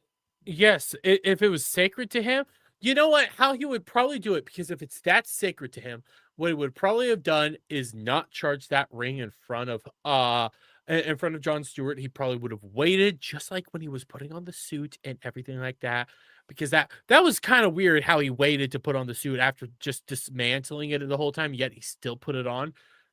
I would have viewed it as you don't, say that until Jon Stewart's away and you show that you still care about this thing, that like this thing still means to you, and you say it like in your room in the dark where it's like this is me and this oath that means something.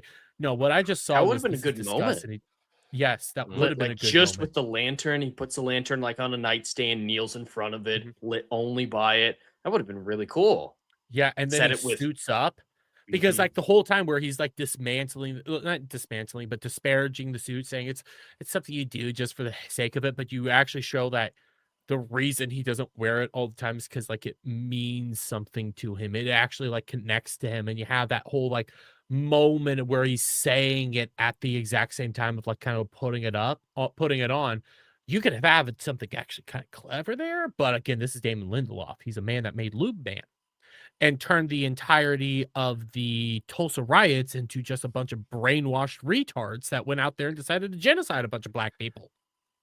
What we have here is what I've been saying for the longest time concerning this stuff. We people who have no business writing this stuff, people who have no business touching this stuff because they hate the material they're working with. And 100%. It shows itself with a rushed lantern oath, with a tarnished shoot that's supposed to be, it's representing how worn he is. He's been doing it too long. And no, shut the fuck up. Shut the fuck up. I'll go back to what we said at the beginning of the show. If you wanted us to have any connection to Hal Jordan, show us his adventures for the past 30 years. Don't drop us in at the end of his career where he's a miserable piece of shit. Don't do that. But no, it's all for the sake of James Gunn's lived-in superhero world. It has to be ready for Superman when he appears in 2022. That's that. This is taking place in 2016, by the way. Yeah. So next week it'll get worse. Next going to get worse. Mostly origin story, according to the trailers. John specifically. So I'm probably it's probably gonna be a quick review then, because it's just gonna be this sucks. This is boring. Because this is all that we're getting. Realize this. We're about to be on episode 3. Yeah. We're already just getting filler. And we're gonna 20% of the way through the entire show, and I'd say more than half of it's filler so far. Yes. Even when I was thinking about what happened in episode 2, there's barely anything there. You get the point of episode 2 to tell us what a manhunter is, and that there's one there, and that Abin Sur took him from a planet, and it killed Abin Sur, and that's how Hal got his ring, and why Nebraska is so important. I don't believe he killed Abin Sur. I think they planned for Abin Sur to die. Whatever strategy. Well, what they could have done is get rid of episode 2 and have the big cliffhanger of the end of episode 1 be that alien saying the word manhunter. Nothing else. You get that tease, and maybe have Hal go fly off to meet what's his bucket, Sinestro, and then you accomplish the whole thing. And also maybe don't end episode 1 with Hal Jordan dead. Switch that out with the Sinestro cliffhanger. You guys keep forgetting they had to do the whole Hal Jordan getting shot so that they can show the hospital, because the whole reason of showing the hospital is it's kind of weird that all that equipment is just, like it came out of crates, because they want to continue this theory that their fucking whole town is aliens. But you know what? I'm actually at that point where it's like, yeah, the whole town's fucking aliens and all this shit. But no, I'm Jeremy, not really playing this whole game of making the story up for you. I'm just gonna say yes, it's this. Go, Jeremy. Fuck on. But Jeremy, bitch Sheriff Kane is from Gotham, so she's related to Cassandra Kane, Batwoman, somehow. Yes, and the first fucking alien knew everything about fucking football in Nebraska. What are you talking about? It's gonna be that the manhunter managed to reproduce itself, so the town is all manhunters. That's probably what it is. You're probably not far off there. I'm gonna be right one of these times, Adam. Adam, have you ever seen? You saw not Miss Marvel, Captain Marvel, right? No. Oh, okay. No, I spared myself that. I legitimately believe I saw that movie because I was bought into that whole hype of, hey, it's a female hero. I'm gonna go watch it with my little sister. I was excited about it at the time. I took a photo with an official cosplayer at the theater. They paid someone to do an official, and I was excited. I have a photo of me with the Captain Marvel. See, cosplayer. I first thought it was going to be integral to part of Endgame, but then when the trailer started coming, I realized, oh no, it's not. I'm not going to go watch this piece of shit, and I didn't. Listen, I was young. My sister was young. I wanted to go see it with her. She broke her wrist that exact night prior to going to see the movie. Held through the pain and went to go see the movie with me at the same time. And regretted it? Excited to see it. She was not happy with the movie at the end of it, but she liked having the moment with me and my brother. So that's why it's like I have some good moments there with it. That being said, one of the main plot points is that the scrolls are actually innocent. victims of the whole thing. That's what they're going to Immigration. do. Yeah, Yeah, the immigration Manhunters are probably allegory. going to be victims and okay. Victims And of the the- Guardians. The Guardians are Victims going to of be the the villains. That is classic 2020. Which- Well, here's the Guardians thing. being the Doesn't villains. make any sense. The 'Cause Guardians, Guardians had good intentions, but the Yeah, and that's Manhunters the went wild. and that's the thing. The Guardians have been cast as a little amoral because the Guardians, their whole thing is that they've suppressed all their emotions except for will. And therefore, they don't really feel anything properly. It's all about the mission with them. So the Guardians can be made as amoral, unintentional villains, but everything they do is with a purpose for justice. And they They're- were ashamed of the Manhunters. But They're like if this shitty is- heroes, if you Yeah. think about it. Like Oh, they're everything they do has relatively good intentions, but they're really shitty people. they're bad bosses, is what they are. They're not good bosses, which is why historically Hal does, flip them the bird on occasion and does his own thing to get the job done. Mhm. But they're not bad. They're just a little detached is the problem, which is why they don't make good decisions a lot. Point is though, you could making them evil as the real villains, that would be the wrong decision. But the people in charge of this they're already making wrong decisions. So I wouldn't be surprised if they go in that direction. Well, they're people that have they just care about your willpower and stuff, and they see something else that we as humans don't necessarily see, which is why when they chose Jon Stewart, they specifically said to Hal Jordan, "We don't care about your racial bigotry bullshit here. We see something in him that you don't." And they were right. They were wrong about the Manhunters, but they were right about Jon fucking Stewart. And they're not perfect because they chose Sinestro, and Sinestro wasn't. Yeah. He They turned. chose He failed. Sinestro. Yeah. One of the- At one point, Sinestro was worthy, but then something changed.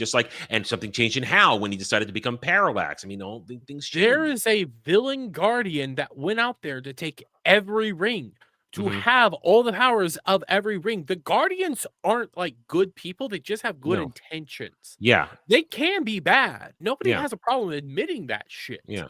They're But what dicks. you're doing is turning them all villains, but it's like, no, they're just a jackass. Yeah, they're dicks. They're dicks. They're bad bosses. Anyway, we've been going at this for 2 hours. So we'd have gotten done sooner if somebody had been here instead of out on the town. But Listen. oh no, I'm just giving you shit. No. So why don't we wrap it up? Next week, episode 3 drops on Sunday. I like it that it drops on Sunday. It lets me get this done on Mondays. I like it. I get the review done on Mondays. We'll be back here next week. Anyway, you guys have any closing thoughts before we wrap this up, Jed? I'm not looking forward to season to the I next don't want to episode, but watch I'll it anymore. Too late. I I might not I was- review make videos anymore. That's They're not doing fair. anything for me. I'm I'm getting a couple mentioning it on hundred in there, so I'm mentioning it on stream, but when it comes to reviews, I don't know if I might do one at the very end just to give my final thoughts and opinions. I'm not doing it weekly at all. I thought I was, but it's just you got better content that's driving your channel than doing this that is shit. very true right now. But furthermore, I started thinking about this today. I'm putting the show on par with Rings of Power. The way that I want to watch it, where it's I'm watching it, but I fucking hate myself for watching it. I'm just not at the point where I'm God, please take the wheel while I'm watching it yet. So I there's care that. more about Lord of the Rings, but yeah, it's very much in the same I'm category. trying to I don't rebuild my care. algorithm, so I am going to keep reviewing it. So I'll be back next Monday with my review, but these gentlemen will be back next Wednesday at 9 p.m. for this very show. Jed, you have anything you want to pitch on the way out the door here? Yes, actually, a very special stream, a first of its kind, requested by my chat, is going live tomorrow night at 11:30, 11:45, as long as the weather holds. It's been requested that I start doing short stargazing streams, and there's going to be a blood moon tomorrow night. So as long as the weather's good and I can get the tech set up, which shouldn't be a problem, I will be live tomorrow night for my first stargazing stream. Got to pick a good name for it. That's I nice. haven't done that yet, but yeah, they asked for it. Stargazer. My just stargazing. My entire chat was like, ginger yes, gazing. do that. And that's cool. That's very cool. That is very, very cool. That is actually kind of cool. We'll be done with our little thing tomorrow long before then. Mhm. Anyway, Dermy, Well, we know what's going on with you. Yeah, if you guys saw my Twitter account, I got a lot of stuff to cover tomorrow. It's gonna be a Jer heavy fucking stream, and I'm gonna be very, very, very pissed. A new level of his monstrosity has been revealed. Yeah, New since the last Chatterday? Oh, okay. it's not my place to explain. I only know because Let me Oh, just I'm say gonna this. watch it when you do it. I'm gonna watch your Chatterday. Jed today, he did a whole segment about his dog in the Costco. Okay. Mhm. He actually even has a video out about it, saying Costco almost killed his dog. He played like a 12-second clip of his dog actually having a seizure on stream. Yeah, there's no getting will- around that he's grifting his dog. Yes, I will also say this. I will not be playing that clip no You matter shouldn't. what God, no. on You stream shouldn't. because You that is. shouldn't. You shouldn't. No. I actually watched it because I was like, no, you're not gonna be doing. You This is did not something that you happens. knew it, but you don't have to. I'm spread not showing that because that is. I wanted to break down. That's, when I I mean, saw for that. dog people like Horrible. you guys, I'm sure that's sickening to watch. Dude, yeah, I've had problems with my dog before. She got a bee sting a few months ago, or wasp sting, and she was highly, highly allergic. Her entire head doubled in size. Ugh. I'm not gonna post pictures of that. Yeah. Anyway, all right. A dog that I really loved for 13 years started having seizures and went through similar shit that Jared did. And yeah, I didn't have the funding to actually take care of him, and I had to put him down, which was miserable for me. So, Yeah, Jared's a monster. I'm He's a really monster. pissed. He is his new levels of monstrosity, but that's on Dermy's channel. He truly where is an atrocity. Yeah. Anyway, so check that out. Chatterday tomorrow night. What, 9 p.m.? Yeah, about 9 p.m. your guys' time, something like Okay. that. 8 Yeah. usually around my time. Have that. It might be a shorter one. We'll see what fucking happens. Either way. I always say that it's gonna be shorter, and then the next thing I know, I have like a fucking mountain of shit to cover. Well, especially when it happens on days off, you got to catch up, don't you? Yeah. Although I will say it was funny when I watched you last week, where you had that DSP one where it had the altered voice. That made me laugh. That is a good one. That was. I fun. do have an EBS segment that I'm working on, but I think I'm gonna save that for Saturday when I go over the documentary all in Comicscape, because there's a lot more there. With the Mikey No More one. Yeah, that's a good one. Yeah, I have watched that one just because I was there. I was there. They're all on Rumble now, so I'll just fucking play them. Fuck them. There you go. Anyway, all right, guys and gals, thank you everybody for joining us this evening. Next week it will also be on Dermy's channel as well, and we thank you all for joining us. Remember to hit those like buttons, subscribe, and we'll see you guys next time. Until then, take it easy. Have a great rest of your night, everybody.